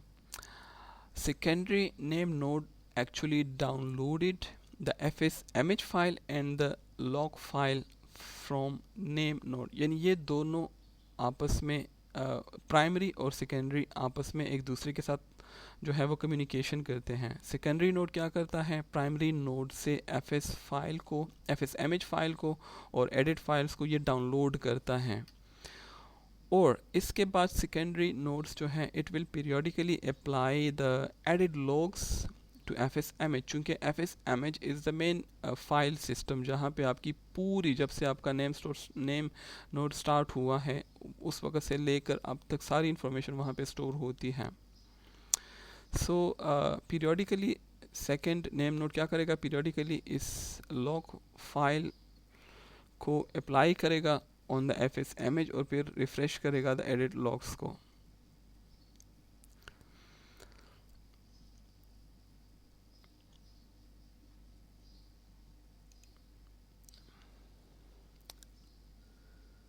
इसकी जो सेकेंड रिस्पॉन्सिबिलिटी है सेकेंडरी नेम नोड की, that is more important from keeping the updates, जो कि इसकी फर्स्ट रिस्पॉन्सिबिलिटी है। And the second responsibility is के अगर आपके पास नेम नोड फेल कर जाए तो जो अपडेट्स हैं वो कहाँ पे आपको मिलेंगी? fs-image फाइल में, और वो fs-image file primary name node पे भी है और सेकेंडरी नेम नोड पे भी है।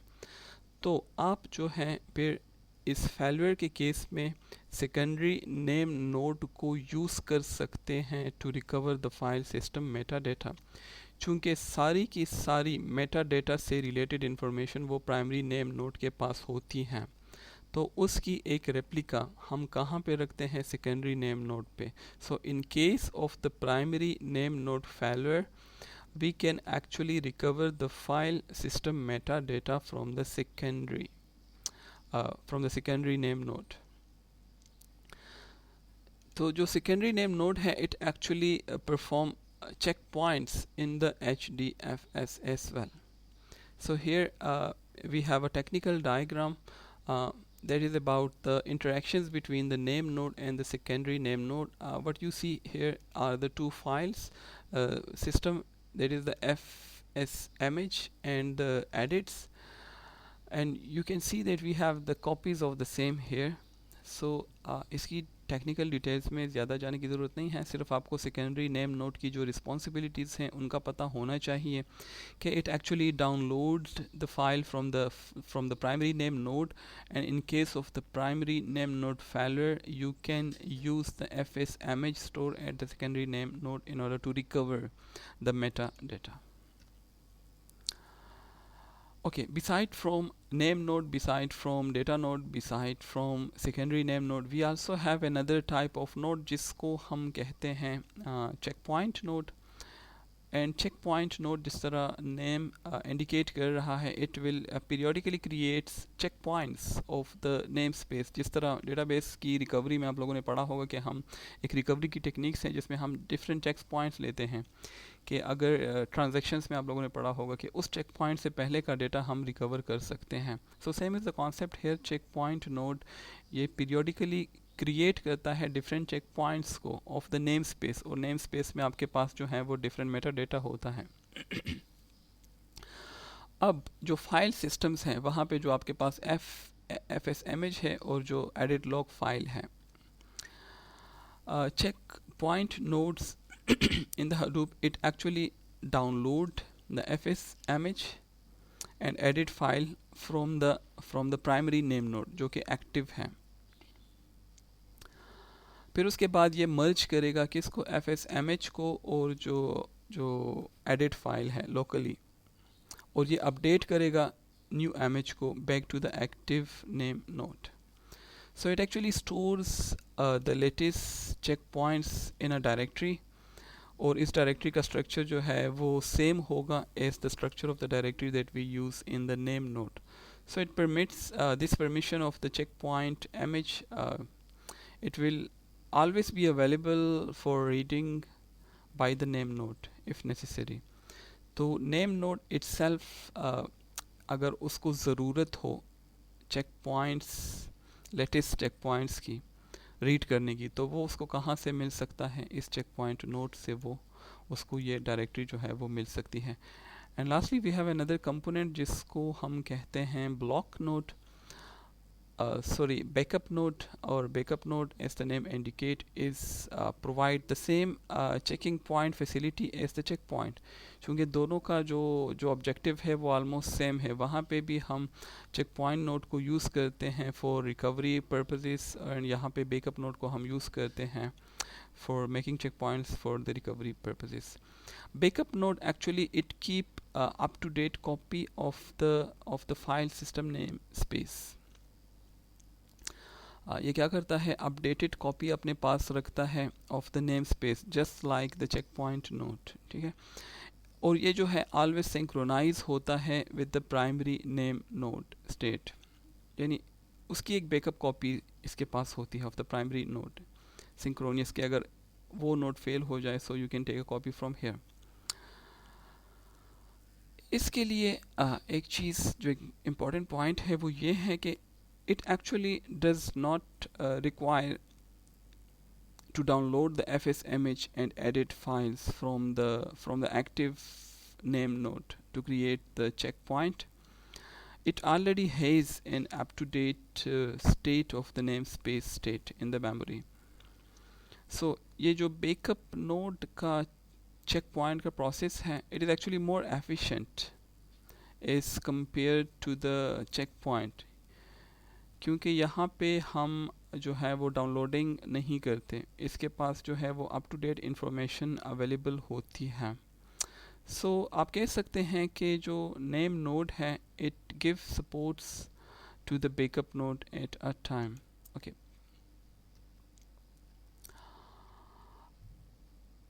HDFS आर्किटेक्चर में एक चीज़ हमने देखी थी, and that was the blocks in the HDFS. HDFS, as you know, follows the block structure file system के यहाँ पे हम internally क्या करते हैं, फाइल को split करते हैं into blocks of equal size. हर एक ब्लॉक को फिर हम स्टोर करते हैं as a separate file on a local data node. जो डिफ़ॉल्ट साइज है that is fixed for the block and that is 128 MB, but you can configure the block size as per your requirement.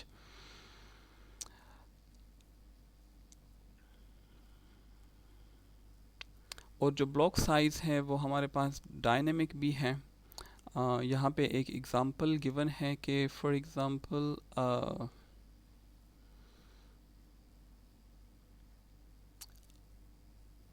Let's suppose जिस file को आप store करने जा रहे हैं the size of the file is 612 MB, अब अगर आप थोड़ी सी बेसिक कैलकुलेशन करें तो size of the block is 128. इस केस में हाउ मैनी ब्लॉक्स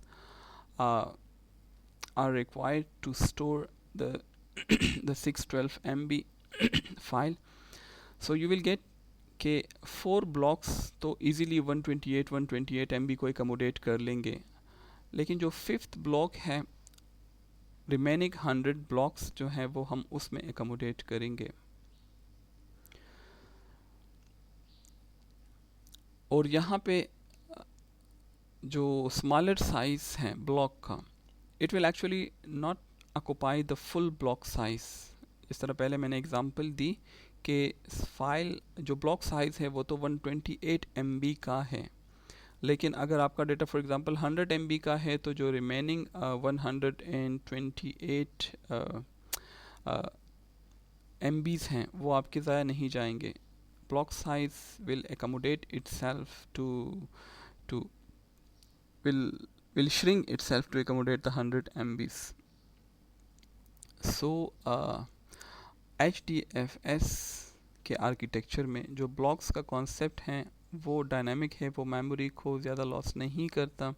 अगर कोई ब्लॉक का साइज़ वो अवेलेबल ब्लॉक, अगर किसी चंक का साइज़ वो अवेलेबल ब्लॉक साइज से कम है तो जो ब्लॉक साइज है it will shrink itself to accommodate the chunk of the data.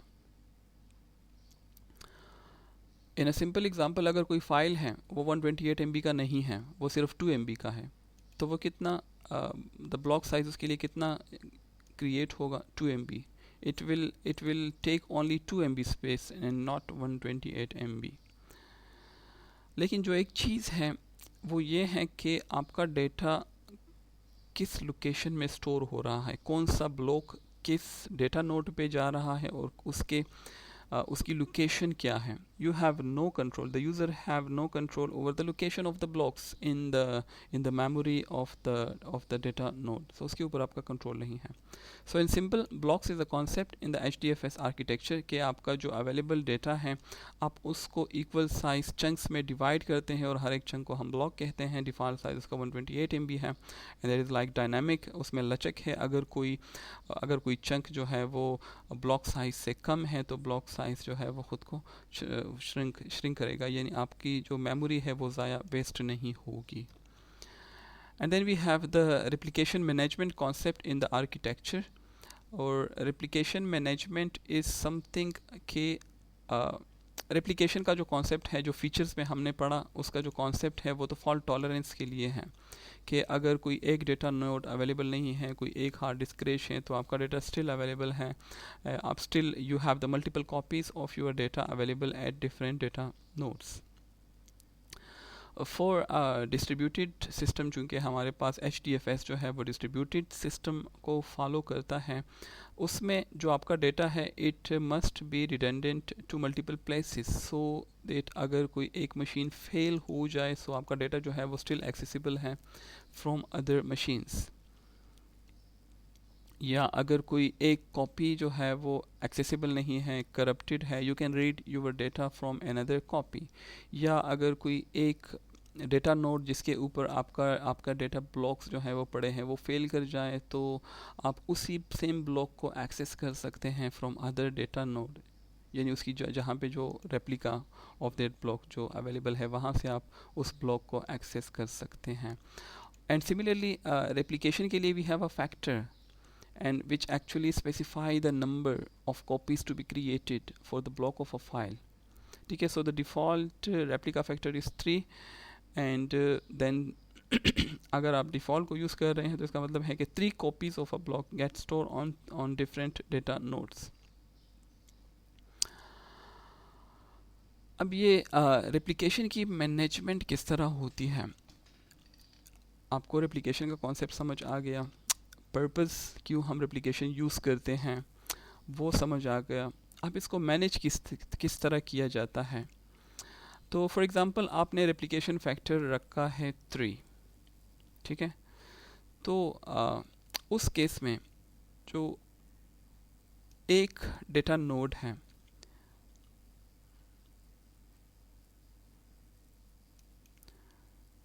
वो आपके किसी ब्लॉक को स्टोर करेगा, and then it will request another data node to create a copy, and then the second will request the third data node to create a copy of the same block.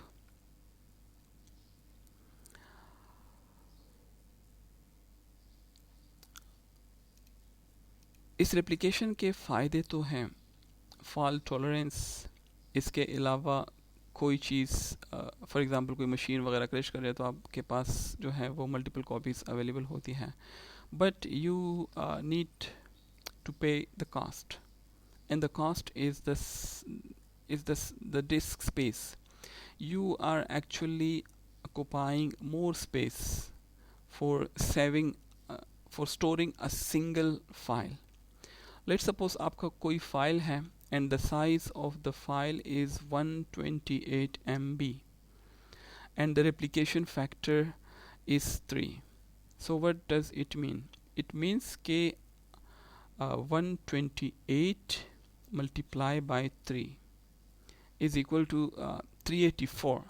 So instead of utilizing 128 MB for storage, your file is actually occupying 384 MB of disk space, because you are storing not only the file but you are also storing the copies of the same file. तो उन copies के लिए भी you need disk space, right? So one of the major disadvantage of replication is the disk space. Actually you require more disk space, लेकिन चूंकि हम cheap commodity hardware को use कर रहे हैं, so cost is not a factor that much. Another component of the HDFS architecture is rake. और rake का concept आप लोगों ने डेटा सेंटर में पढ़ा होगा कि हम क्या करते हैं कि हम डिफरेंट मशीन्स को, डिफरेंट सर्वर्स को कंबाइन करते हैं, उनको कनेक्ट करते हैं with the same hardware like same switch to form a rake. अब अगर रेक है तो उसकी अवेयरनेस का भी HDFS को पता चलना चाहिए, और स्पेसिफिकली जो नेम नोड है उसको रेक की अवेयरनेस का पता होना चाहिए. So actually rack is a collection of machines जो कि कनेक्टेड होते हैं with the same network switch. अब इसकी इंफॉर्मेशन को कलेक्ट करना और नेम नोड को उसको बताना, that is something which is related with the rack awareness. और ये रेक अवेयरनेस HDFS को क्यों चाहिए? Because HDFS will utilize the rack awareness and replication for highly availability. कौन सा रेक कहाँ पे है, किस रेक में कौन कौन से नेम नोड्स हैं वगैरह वगैरह, ये सारी इंफॉर्मेशन नेम नोड को चाहिए for highly availability and also for improvement the throughput.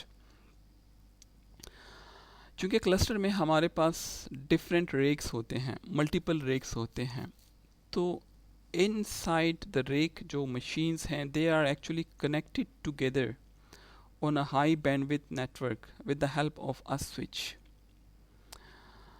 In order to minimize the chances of data loss, the blocks are replicated on at least one of rake machines. Let us see. इस figure में आप देख सकते हैं we have block ए, उसका colour जो है वो रेड है. सो आप रेप्लिकास देखें, एक rack which is rack number 2, वहाँ पे 2 रेप्लिकास हैं और एक जो कॉपी है वो रेक नंबर 1 में है.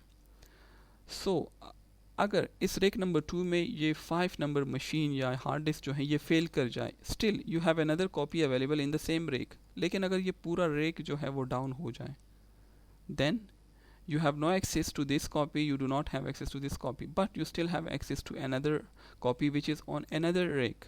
So rake awareness या rake management में हम क्या करते हैं कि हम कोशिश करते हैं कि at least एक कॉपी हम ऑफ रेक पे रखे। यहाँ पे ये दो कॉपीज ऑन रेक हैं, सेम रेक पे हैं, but here we have the a copy which is on another rake, right? So it will actually increases the chances of availability. So rake awareness in Hadoop is the concept that chooses data nodes based on the raked information. इस rake में कौन सा data node है जिसके ऊपर मैंने block को save करना है, इस रेक में कौन सा डेटा नोड है जिसके ऊपर मैंने जो है वो ब्लॉक को सेव करना है। नॉर्मली जो डेटा नोड्स हैं किसी रेक में HDFS के अंदर, उसकी जो लिमिट तो नहीं, लेकिन जो नंबर है, they is like around 40 to 50 machines हैं, a collection of 40 to 50 different data nodes जिनको हम स्टोर करते हैं इन अ रेक। और ये जो रेक हैं इसके अंदर जितने भी मशीन्स हैं they are actually connected by using the same network switch. So इसका मतलब है कि अगर नेटवर्क, इस रेक का नेटवर्क डाउन हो जाए तो इस रेक के अंदर जितने भी मशीन्स हैं, जितने भी डेटा नोड्स हैं, वो आपको अवेलेबल नहीं होंगे।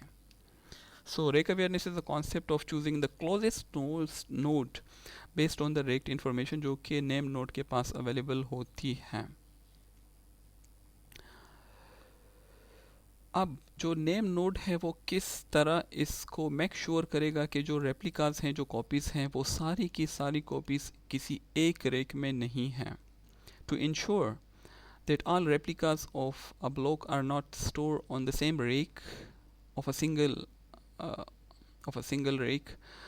So name node क्या करता है, it actually follows the rake awareness algorithm।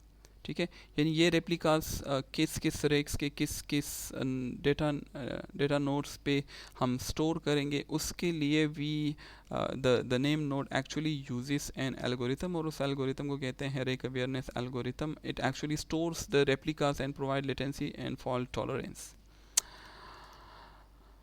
Another component of the HDFS architecture is called the HDFS client, और client आप लोगों ने देखा, that is the actual entity जिसके लिए ये पूरा setup जो है वो बनाया गया है।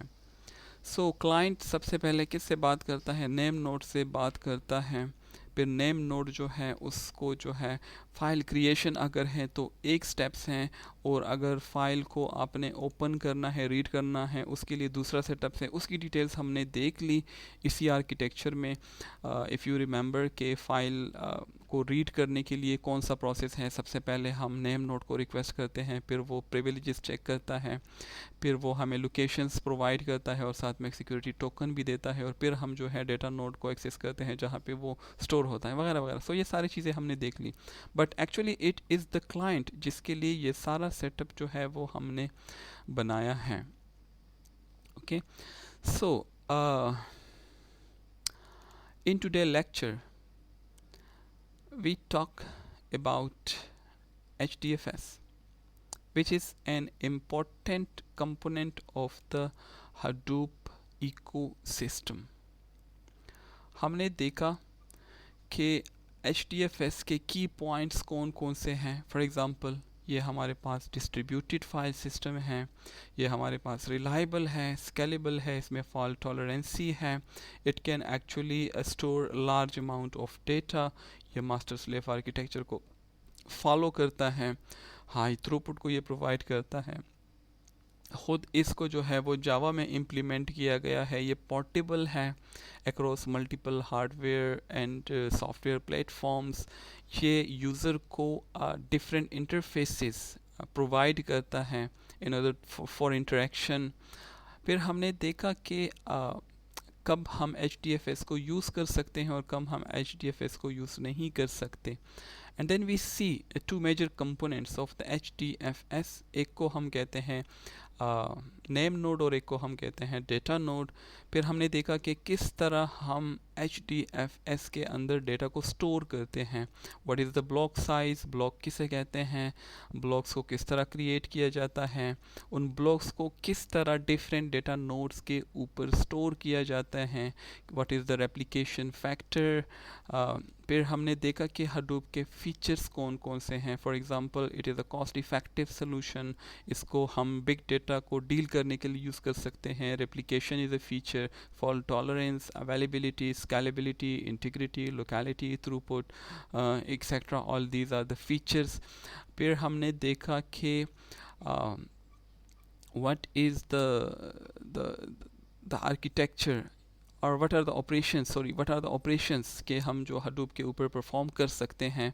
जो एक ऑपरेशन हमने डिटेल से देखा, that was the read operation, and then we saw कि किस तरह राइट ऑपरेशन हम परफॉर्म कर सकते हैं, किस तरह हम डेटा को राइट करते हैं या यूज़र या क्लाइंट जो है वो राइट करता है। फिर हमने देखा कि Hadoop को क्यों बनाया गया था, what were the goals that were kept in mind while designing developing the Hadoop, the HDFS। और उनमें जो है कुछ एजम्पशंस हमने देखी कि हार्डवेयर आपके फेल हो सकते हैं, यूज़र्स की रिक्वायरमेंट हो सकती है कि वो स्ट्रीमिंग डेटा में इंटरेस्टेड हो, यूज़र हो सकता है कि लार्ज डेटा को स्टोर और प्रोसेस करने के लिए इसको यूज़ करे और सिंपल कोहेरेंसी मॉडल को ये फॉलो करे, and it's better to move computation towards the data rather than moving data towards the computation, and heterogeneous platforms के ऊपर इसको हम किस तरह रन कर सकते हैं। And finally we saw the architecture of the HDFS and the main components of the architecture.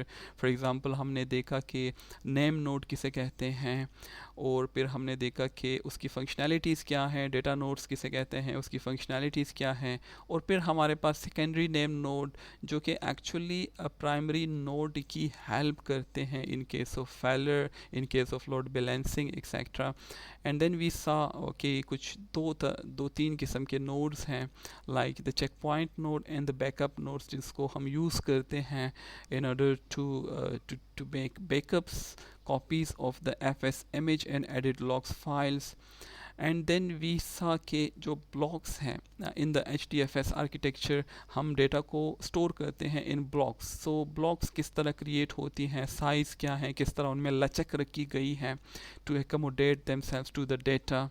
And then हमने देखा कि किस तरह रेप्लिकेशंस का मैकेनिज्म है वो वर्क करता है, रेप्लिकेशंस हम कहाँ कहाँ पे जो है वो रख सकते हैं। फिर हमने रेक के कॉन्सेप्ट्स को देखा कि जो आपके पास नेम नोड है उसको पता होना चाहिए कि कौन कितने रेक्स हैं, कितने, और हर एक रेक में कितने आपके पास जो हैं वो डेटा नोड्स है, कौन से डेटा नोड्स करीब हैं, और इस तरह की एप्लीकेशंस की इंफॉर्मेशन भी होनी चाहिए, रेक अवेयरनेस की इंफॉर्मेशन भी नेम नोड के पास होनी चाहिए, ताकि वो अगर फॉर एग्जांपल वो रेप्लिकास ले रहा है तो कोशिश होनी चाहिए कि एटलीस्ट एक रेप्लिका जो है वो ऑफ द शेल्फ होना चाहिए, ऑफ द रेक होना चाहिए, और उसके लिए वो एक एल्गोरिथम को यूज़ करता है इंटरनली, जिसको